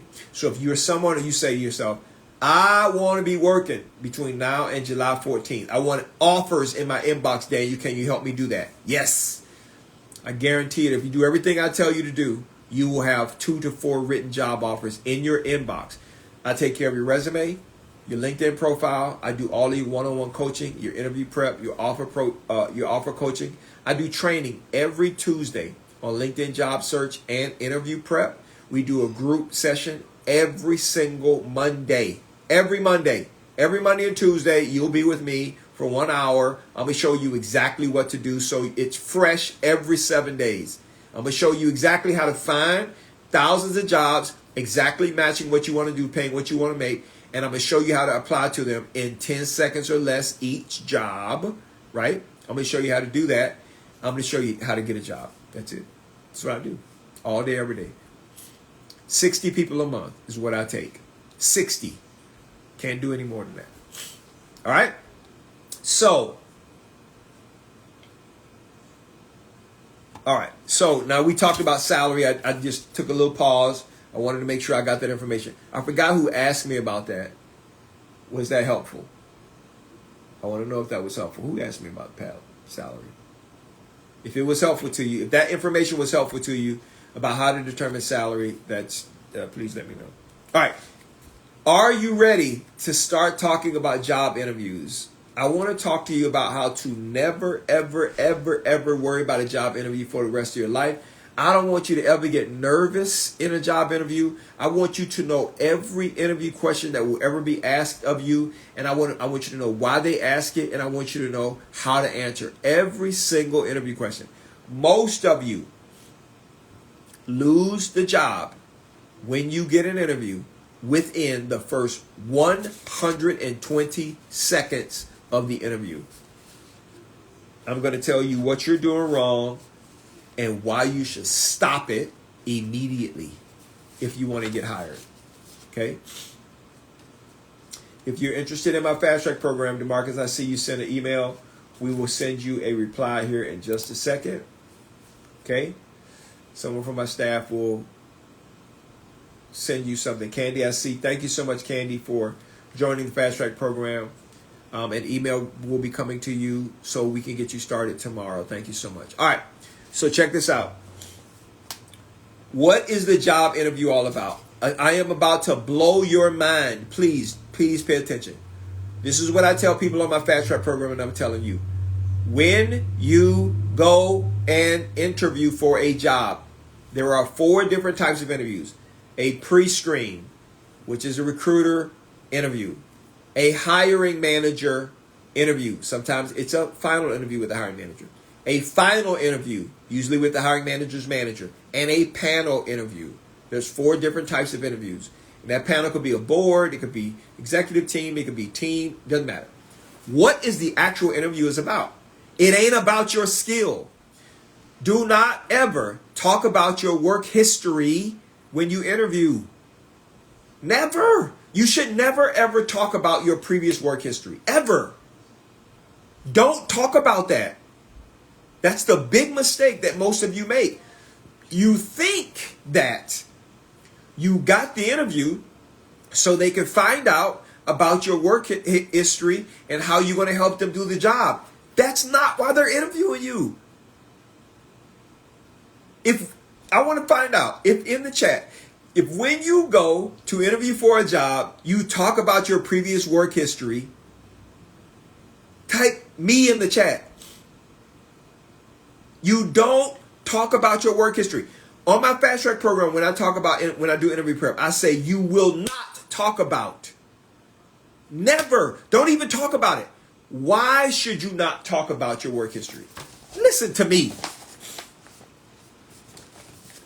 We already got it. We have your resume. resume?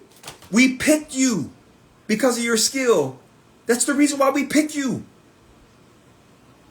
That's not the reason why we hire you, though. Listen, we pick you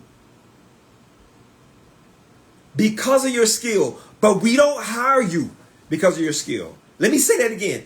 We pick you because we believe you have the skill to do the job. We've seen it. But that is not why they hire you. You don't get hired because you can do the job. I bet you nobody's ever told you that. Nobody hires you because you can do the job. Have you ever gone to an interview and you know you can do the work and you still didn't get the job? That's proof. They don't hire you because of your experience. They don't hire you because of your skill. That is not why we hire you. We hire you for something completely different, and no one on the planet is telling you. Go to YouTube, TikTok, Facebook, Instagram. I don't care where you go. No one is going to tell you what I'm about to tell you right now. You do not get picked to be hired, make an offer because of your skill. That's not why they pick you. They don't pick you because you can do the job.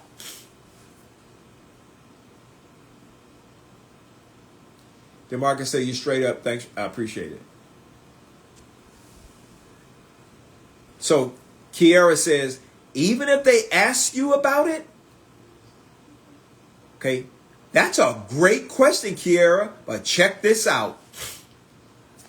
If they ask you about your previous work history, it is solely because they have very low applicant count and your resume stinks. They did not see how you are the solution to their problem. They are guessing that you could fix their problem. The job of a recruiter, right, is to look at your resume and compare it to what a hiring manager wants to do. So when I look at your resume and I say, oh, this person does exactly what we want. They have the skill, experience, education, and background. I start a conversation with you. Just a quick, brief conversation. Hey, would love to have the opportunity to talk with you about this job. So we talk to you. And I just get a quick overview of what you did wherever. This is the pre-screen. That information, I give it to the hiring manager. And I'm only doing it to back up your resume. So the reason why we pick you is because we believe, based on what we see on this paper, that you can do the work. So the matter of, can this person do the work? Do they have the skill? It's settled already. We don't want to talk about that. What do we want to talk about, though? There is something we want to talk about, and every one of you miss it when you interview, which is why you don't get a job offer. Because you're failing to do what I'm about to tell you.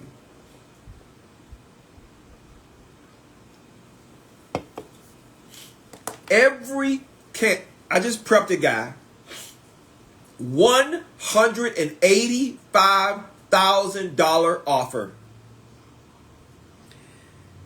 I did a prep with him. His final interview was with the chairman of the board for the organization that he worked for, that he's getting the offer from. And I said, this guy is not going to want to talk to you about your work history. He has heard about your work history from every person that you already talked to.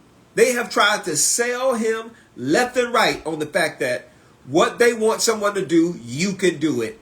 He don't want to talk to you about your work history. He wants to talk to you about something completely different. So I told him. And I said, this chairman of the board interview for your $185,000 offer job is probably going to last 20 minutes.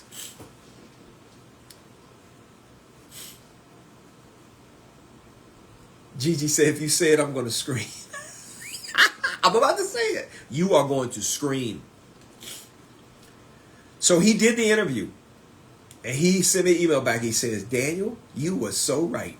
I know I'm right. You know how many people I've done interviews for? I've scheduled and interviewed over 100,000 people in my career, right? I know exactly what it's about. I have one job, and that's to get the hiring manager what they want. Okay, so Gigi, I am not going to hold this back anymore. Are you ready? Guys, are you ready? The first 50 people, type in the chat, I'm ready. I'm going to tell you what the job interview is about. 50 people. I will not say it until I get 50 people who type ready. I don't care if you type ready 3 times. Type it in the chat. I am ready. I'm going to tell you what the whole job interview is all about. It's not about your skill. I need 50 people to type I'm ready. And I'm going to tell you. I'm going to tell you. This is what I tell every single person on my fast track. That ain't enough. Keep going. Ready, ready, ready. I am live on TikTok, Facebook, and Instagram. It should take 30 seconds for me to get 50 people to say I'm ready. Type in. Just pick up your phone and type in ready in the chat. That's it. Okay, check this out. This is going to change your whole life. I'm going to change everything about how you interview. Okay, so keep going. I see ready. Close your eyes and ears. Close your eyes and ears. Ready. Don't do that. Gigi, don't do that. All right, here we go. Here we go. Please, everybody, pay attention. I am an expert at getting people hired. And this is what I tell every single person when they are getting ready to go to a hiring manager interview. I say this. I see you guys typing ready. Come on, keep going. This is what I say. You don't talk about your work history because we've already picked you because of your work history. You're not selected because of your skill. They are not going to hire you because you can do the job. So I don't want you to say one stinking word about your previous work history. Don't even talk about it. Don't think about it. Don't let it come out of your lips. Because we don't pick you because of your skill. You're not being interviewed because of your skill. You are being interviewed because of your character. You get hired not because you can do the job, but because you have the character to be on the team from the perspective of the hiring manager. Please listen to me.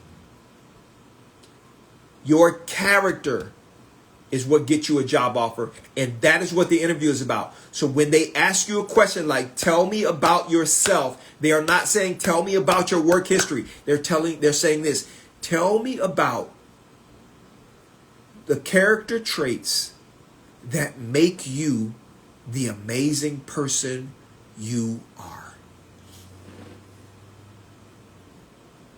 Now, let me explain to you why they're asking this. Every hiring manager is thinking this right now.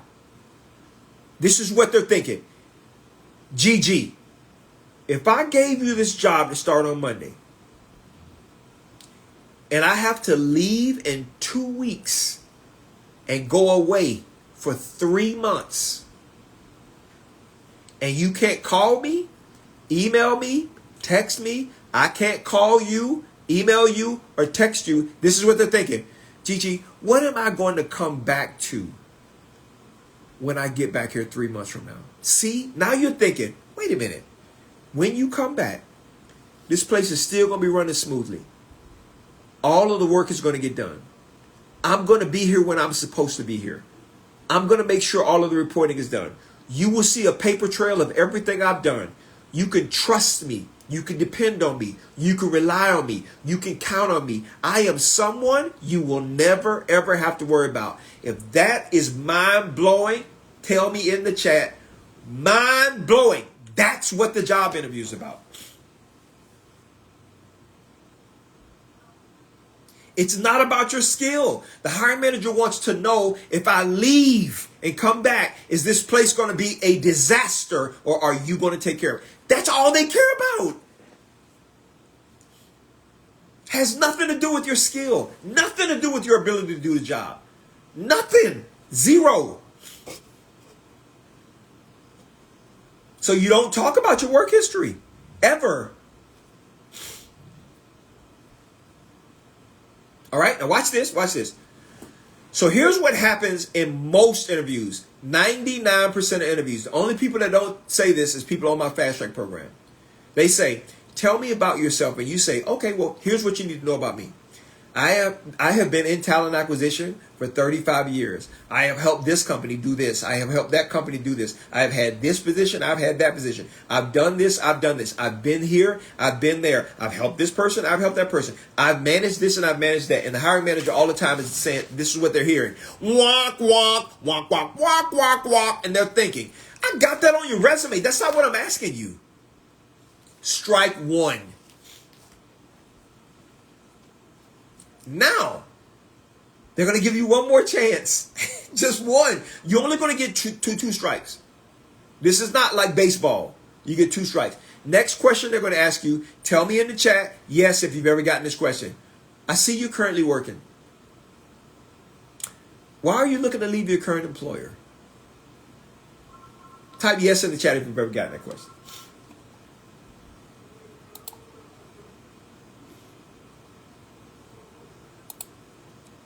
Yes. What are they trying to figure out? Why do they ask that question? The question seems like it's pretty stupid, right? But it's not.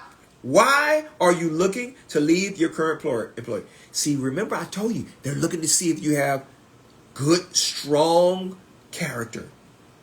But what you say is you say this. You try to show them, I'm ambitious, I'm a go-getter, I'm a high achiever. So you say this. Well, I'm looking for a better opportunity. I'm looking to make more money. I'm looking for a career change. I'm looking for growth. That's what you say. That's what you say. And this is what the hiring manager here. Oh, so you have a job and you're trying to leave a job because you're looking for more opportunity, which tells me if I hire you and another opportunity comes along, you're going to leave me too. No, thank you. You just revealed a hole in your character. That's why they asked the question. They just realized you lack commitment. Mind blown. Interview's over. I don't care what you say after that. It's over for you. You're done. If you were unemployed, Leah, you say, the reason why I am no longer with my... You don't want to sound like you're a risk. So you want to say, the reason why I am no longer with my previous employer is because I was laid off. And they're not going to ask you what was the layoff about. Because every hiring manager knows that there are multiple reasons why layoffs happen. So you simply say, no, I was laid off. That's it. I was laid off. All right. Yeah. Tiana Loving, you say I was laid off.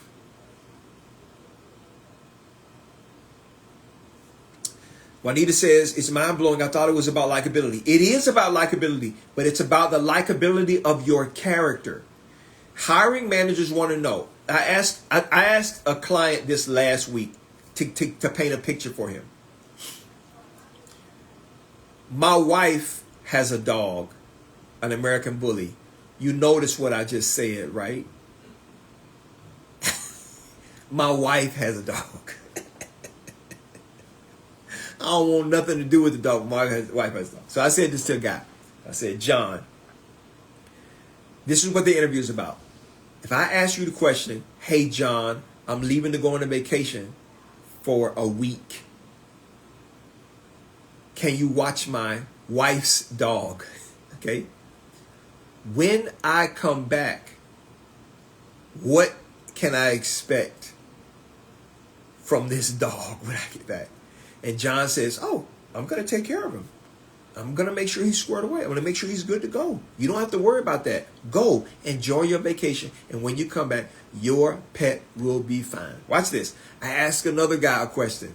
This guy was actually on the Fast Track program. He just graduated from the Fast Track program too.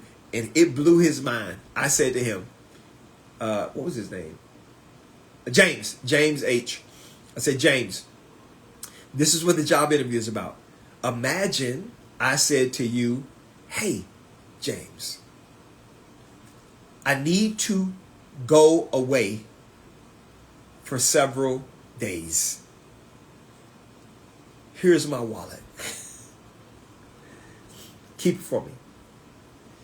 And I said to him, What are you going to do with it when I hand it to you and I leave? This guy, I hope you listening, James. He said, well, the first thing I'm going to do is I'm going to look through it and see what the contents are. And I said, you just failed, man. No, you don't. No. What are you talking about? You're going to look through my wallet. You just revealed that you have poor character. No. Don't do that, man. He says, well, how should I have answered? And I said, James, if you give me your wallet, I'm going to take that wallet and I'm going to put it away in a safe place. And when you return, the way you gave me that wallet, it will be in the exact same condition. He says, oh, yes, that's character, sir. That person can be trusted, counted on. That's what the job interview is about. If I give you this job and I have to go to a conference for a week, can I count on you to be here at work on time? Can I count on you to take care of business while I'm gone? Do I have to check on you and babysit you like you 13 years old? Character. So many of you are failing to get job offers because you're blabbering about what you think the hiring manager wants to hear, which is your previous work history, and they don't. You don't get hired because of your skill. That's not why you get a job offer. You get picked to interview because of your skill. You get hired because they believe you have the character to sustain yourself in the job. I don't know if I'm helping anybody. If this is helpful to you, type thank you in the chat. Be nice. Thank you.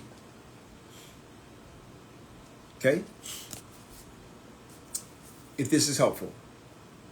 Now, this is what I share with every single person on my Fast Track program. Many of you are asking, and I'm going to tell you more about the Fast Track program in just a second. Many of you are saying, what is this Fast Track program? Well, the Fast Track program is the program that I use every month. I start 14 people every Monday. And I walk each person through landing a higher paying job offer in 30 days or less. So if you're someone and you're like, I want to get out of my current job. I want to be in a new job in the next 30 days. I got you. I don't have a job. I've been out of a job for the past 6 months and I've been struggling. I need to find a job. I got you. I want to change careers. I want a promotion. I want to make money. Whatever that is, I guarantee you, if you do everything that I tell you to do, you will have a higher paying job in 30 days or less. 2 to 4 written job offers in your email box. I take care of your resume, your LinkedIn profile, and I show you how to do job search. I do all of your one-on-one coaching. You have direct access to me via my cell phone. You do group coaching, and I do a training every single Tuesday on LinkedIn job search and on interview prep. You will never, ever have to worry about any of those things at all. You can text me and say, Daniel, I just got an email. They want to interview me tomorrow. Can we set up a prep time? Yes, I'll pick out a 15-minute, 30-minute slot, send you a Zoom invite, and I'll tell you every question they're going to ask you and why they're asking it and how to answer every question and why you should answer that way. Every single time. So if you're interested in the Fast Track program, as I'm getting ready to close, send me an email. In the subject line, just type the word Fast Track, and someone from my staff will send you an email right now with a reply and tell you all about the Fast Track program. You can do whatever you want. Doesn't matter. Okay. All right. So after the hiring manager interviews you, they're going to start talking to you about the job. I want somebody to do this. This is a challenge we have. This is going, and then at the end, they're going to say, that is all I have. Do you have any questions for me? Okay. Now, many of you, I want to know, how many questions do you usually ask at the end of an interview? how many, type the number in the chat. I'm going to tell you how many you should ask. Like, you should be asking this many, only this many. How many do you typically ask in an interview, at the end of an interview? Do you have any questions for me? So I see 2, 2 to 3, 0, 1 to 2, 5. You're asking these questions at the end of an interview. Hiring manager says to you, thank you so much for coming. I appreciate it. That's all I have. Do you have any questions for me? Many of you. I'm asking 1, I'm asking 2, I'm asking 3. Now, most of you don't know this. The average interview, this is a hiring manager interview, is 30 minutes. 10 minutes is about asking you questions and determining your character. 20 minutes, 15 minutes actually, 15 minutes, about 15 minutes is the hiring manager telling you about the job. The other 5 minutes is you blabbering on about your questions. Guess what? When the hiring manager says to you, that is all I have, do you have any questions for me? Do they actually want you to ask them questions? No, they don't want you to ask them questions. So you shouldn't be asking any questions at all. Stop it. You are destroying the whole interview, because what the hiring manager is really saying is this: I have made my decision. I'm done with the interview. I've decided that I want to hire you, or whatever. Then they're being courteous when they say, do you have any questions for me? They're telling you the interview is over, and you start asking all these questions. What does it look like in 30, 60, 90 days? What is the culture of the company? Why is the position vacant? Blah, blah. You ask all of these questions. They don't want you to interview them. They don't. So when you start asking those questions, your character becomes questionable. So you're destroying yourself all over again. I know why you ask the questions. I know why. There's 2 primary reasons why you ask the question. Okay? 1, you want to show them that you're ambitious. So you're asking these questions about goals and all that, right? And the second reason why you ask those questions is because you want them to know that you're interested in the job. Stop it. They don't care, right? I say you should never ask a question. Actually, there's one question you should ask. And this question does for you exactly what you're trying to do with the 5 or 6 questions you ask.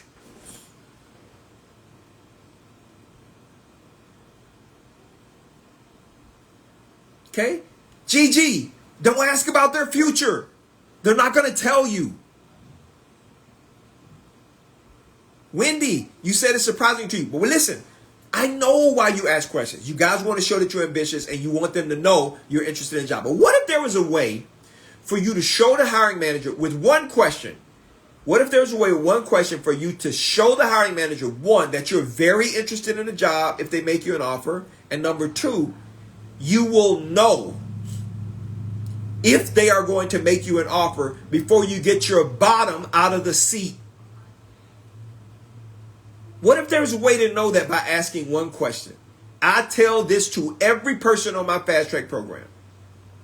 Now, type yes in the chat if you would like to know. If you would like to know if you are going to get an offer before you walk out of the office, if you would like to get to know, type yes in the chat. I'm going to tell you exactly what to do.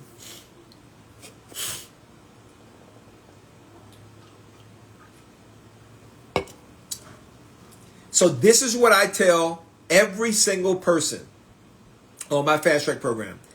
At the end of an interview, when a hiring manager says, that is all I have, do you have any questions for me? They're saying, the interview is over. I have already made my decision. And this is what you are going to say. You're going to say these words exactly. Thank you very much for this interview. I really learned a lot from what you had to share.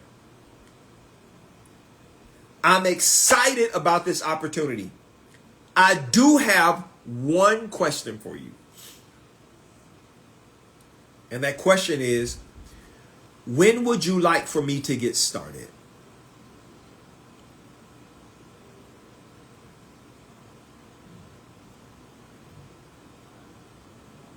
No, I'm not frozen. I was just holding that pose. So, when would you like for me to get started? Why do you ask that question? You're knocking out two birds with one stone.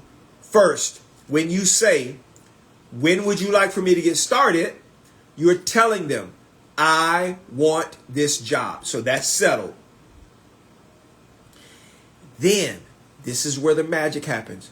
You are going to find out right now if they're going to make you an offer by listening to their response. If they say to that question, if they say, well,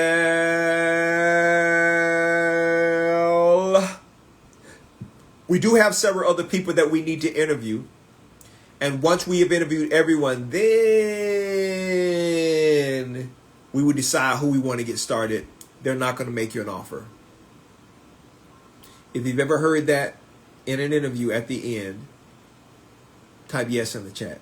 They're not going to make you an offer when they do that. Because they are saying to you, if we lose you, we don't care. Okay? All right. Now, if you ask the question, when would you like for me to get started? And they respond like this, they're going to make you an offer. So at the end of an interview, they talk to you. That's all I have. Do you have any questions for me? You say, yes, really learned a lot. Thank you so much. Excited about this opportunity. When would you like for me to get started? If they say, well, the next steps are someone from talent acquisition or recruiting will reach out to you, have a conversation with you, get your onboarding done, get your background check taken care of, complete your application, 2 forms of ID, whatever the stuff we need for onboarding. And then we're looking to have someone start June 15th. Are you able to start then? You are definitely going to get an offer. So you just found out with great certainty that they're going to make you an offer before you leave the office. Every single person on my Fast Track program, when they finish an interview, I tell them, send me an email with what their response was to this question, and I will tell you if you're going to get an offer or not. Excuse me. That's the only question you should ask. But most of you ask all of your questions. You're showing your character. And here's the thing. When you ask questions like this is going to surprise you. Please listen. Bless you, 2 p.m. This is going to surprise you. Please listen to me. When you ask questions like, what is the culture of this company? Why is this position vacated? What does success look like in the next 30, 60, 90 days? How is this going to happen? How is that going to happen? Here's what the hiring manager says. Oh, you must be questioning the position. Oh, maybe I was wrong and you don't want this job. Oh, if I tell you the reason why this person is no longer in this position and it doesn't sit well with you, you're probably not going to be someone that will want to work here. So you thought you were revealing your ambitions, but what the hiring manager is hearing is your fear, which causes them to say, this person is probably going to be a questionable hire. Your mouth, the words that come out of your mouth, reveal what's in your heart, which gives the hiring manager a clear indication of how you will or will not act. So I'm going to close with this. Many of you ask, what do you charge for all of this, Daniel? I'm going to tell you, okay? I'm not going to leave you hanging. So, Daniel, can you help me? Yes, I can. Let me tell you just real quick story in 60 seconds. I have a guy who's on my Fast Track program who is like a lot of you. His name is Ron. Ron came to me in February of this year. He was out of work since July of 2025. 8 months. Okay? And he was struggling bad. He was on a job as a senior sales account manager, making $120,000 a year, and he was laid off from that company due to a downsize. Okay? And so Ron attended one of my Zoom trainings that I used to do. And at the end, he asked me some questions. And then he pulled me to the side and said, hey, do you think you'd help me? Let me explain to you my situation. And he did. I said, okay, so you've been out of work for 8 months. Have you gotten any interviews? He said, no. I said, how many jobs are you applying to on a weekly basis? He said, about 15. But I think I'm being aged out of the market because I'm in my mid-50s. And I think they want to hire someone younger because of what my pay is. He says, do you really think you can help me? I said, I think I can. Okay? You have to sign up with the Fast Track program. And if you do everything I tell you, I believe I can get you a job offer making more than you were making before in the next 30 days. So he says, okay, I'm going to go for it and I'm going to make the investment. So that's what he did. He signed up for the Fast Track program. First step was, I said, send me your resume. I need to look at it and fix it. That's what I did. Next step, I said, we're going to get on a Zoom call and we're going to fix your LinkedIn profile because I know what recruiters and hiring managers look for. Okay? So that's what he did. I fixed it. I said, now we're going to take this resume that I fixed and we're going to upload it to your LinkedIn profile, ZipRecruiter profile, and Indeed profile. I said, now I'm going to show you how to search for jobs. I said, tell me what you're doing to search for jobs. He told me, and I realized he was doing it all wrong. When he did a search, he found 2,700 jobs. When I did a search with his skill set, I found 400,000 jobs. Okay? And he said, what's the difference? I said, you don't know how job boards work. Okay? What you're doing, you're limiting your search. Don't search like that. So I'm going to show you the right way to search, which I did. So when we filtered the job board all the way down, it started at 400,000. We got down to 43,000 jobs that perfectly match what he does as a senior sales account manager. So then I said to him, now that you have the perfect search, you are going to apply to 100 jobs a day in 30 minutes, period. So that's what he did. So the first week, he applied to 600 jobs. The second week, he had 4 job interviews. 4. I prepped him for every interview. Okay? At the end of week 2, he had 2 hiring manager interviews. And I told him, do not stop applying for jobs. Keep doing the same thing. Okay? So that's what he did. And then I said, when you get more interviews, okay, when you get more interviews, then we're going to prep again. So week 3, he had 3 more job interviews. Okay? And then at the end of week 3, he got 2 job offers, written job offers. And he said to me, Daniel, I got 2 job offers. I need to wait to make a decision on these job offers because I have 2 final interviews coming up on Monday, April 6th. And I think I might want to work for one of these other companies. I said, now you're getting a little spoiled. 8 months, you haven't been able to get an interview. 8 months, you haven't had a job offer. Now you got 2 job offers and you're saying, wait. Like I said, that's cool. So I told him, send this email back to Talent Acquisition HR and it'll give you a couple of days. So he did that. On Monday, he had his final interviews with those other 2 companies. He was supposed to be on a meeting with me Monday night. We do a group meeting Monday at 6 p.m. He wasn't on the call. I didn't know what was going on. So then on Tuesday, I thought he was going to reach out to me during the day. He didn't. At 4:16 on Tuesday, April 7th, I got an email from him and it says this. Hey, Coach Dan, I wanted to let you know I accepted a position. I know you wanted to chat with me about the offer, but honestly, this company met everything I requested in terms of pay, vacation days, holidays, investment, and their pension plan. He says, my new role will be as commercial manager in the medical business unit with commercial responsibilities over 6 shared locations with customer service managers and operational teams who do not report directly into the medical business unit. He said, Coach Daniel, honestly, your program is outstanding, and I will be more than happy to provide an exceptional endorsement of your program. He says, Coach, your formula really does work. Thank you so much. Best regards, Ron. Changed his life.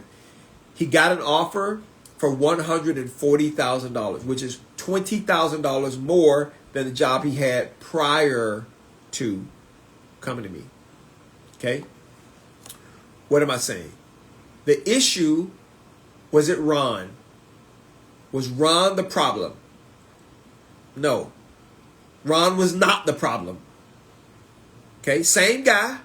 Same ability to serve, same ability to make things happen, same ability to get results in the organization. Didn't matter if he was 55, 30 years experience, same guy. What was the problem then? The problem was he had no idea how the process works. He had no idea. He didn't know he had to apply to 100 jobs a day. He thought that he was doing enough.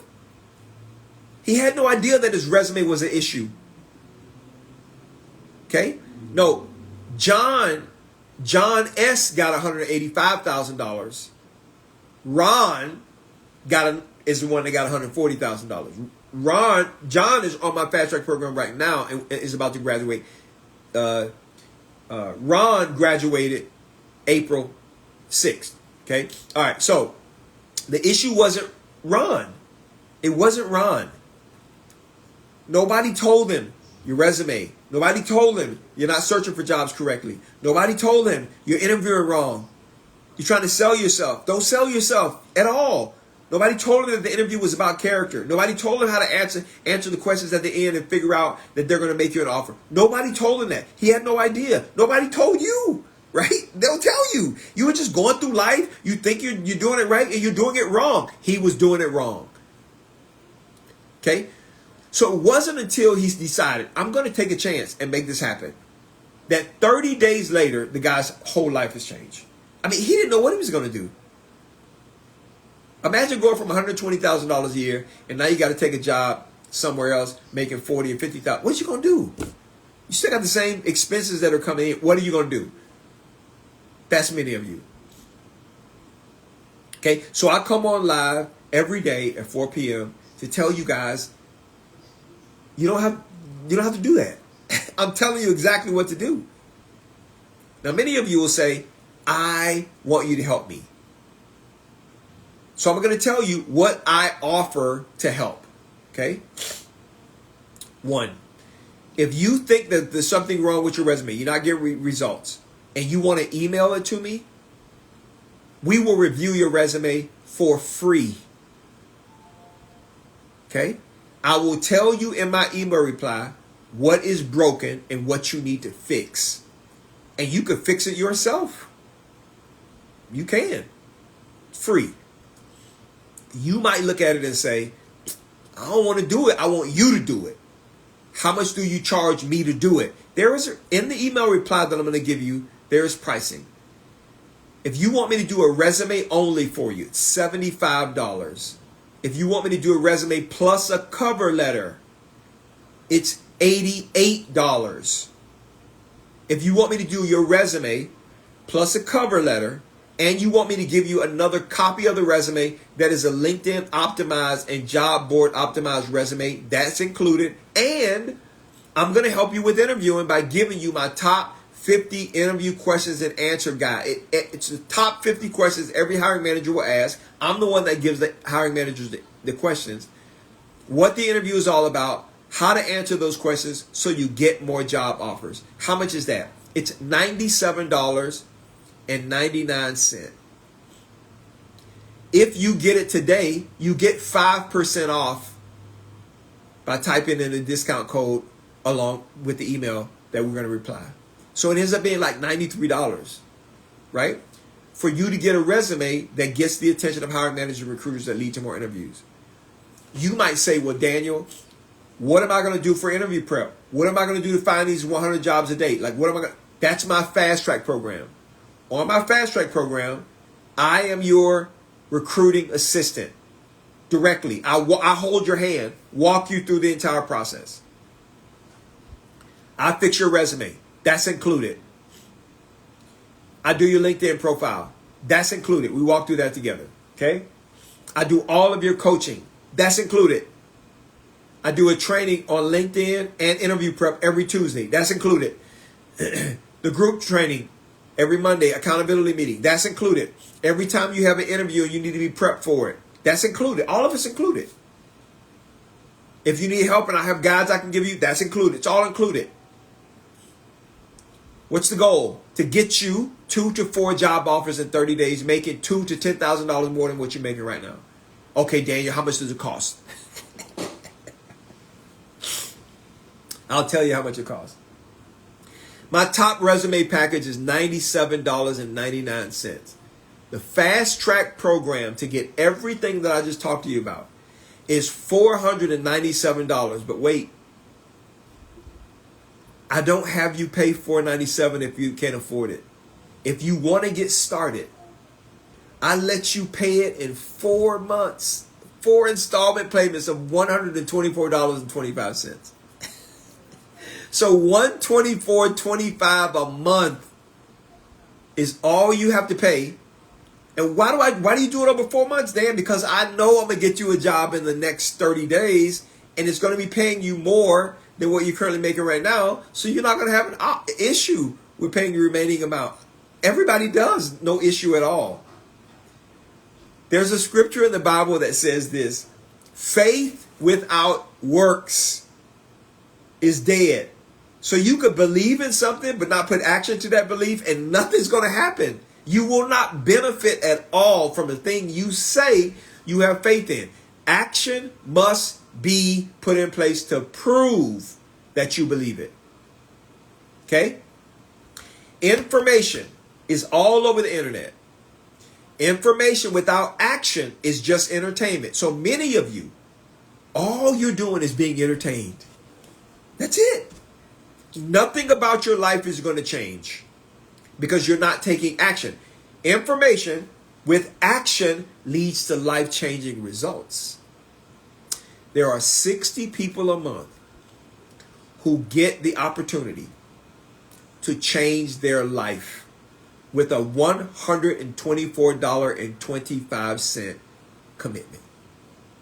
60 change their life. No, we're not talking about taking a step back. Talking about getting a job, making more money than you're making right now. Now, what's the difference between these 60 people and you? They did something and you may not. If you want your life to change, it's real simple. You send me an email for the Fast Track program. All you have to do is send me an email and in the subject line type Fast Track, and we will send a reply to you today. We only have a couple spots left starting this Monday, and if you don't start tomorrow, you have to wait another week. Okay? You send the words Fast Track, I will send you the information, and you could choose to do it or not. It's up to you. If you want your life to change, you're going to have to do something. Doing nothing guarantees one thing: nothing will change. I'm here to help you. Thank you guys so much for watching the live. I will see you tomorrow at 4 p.m.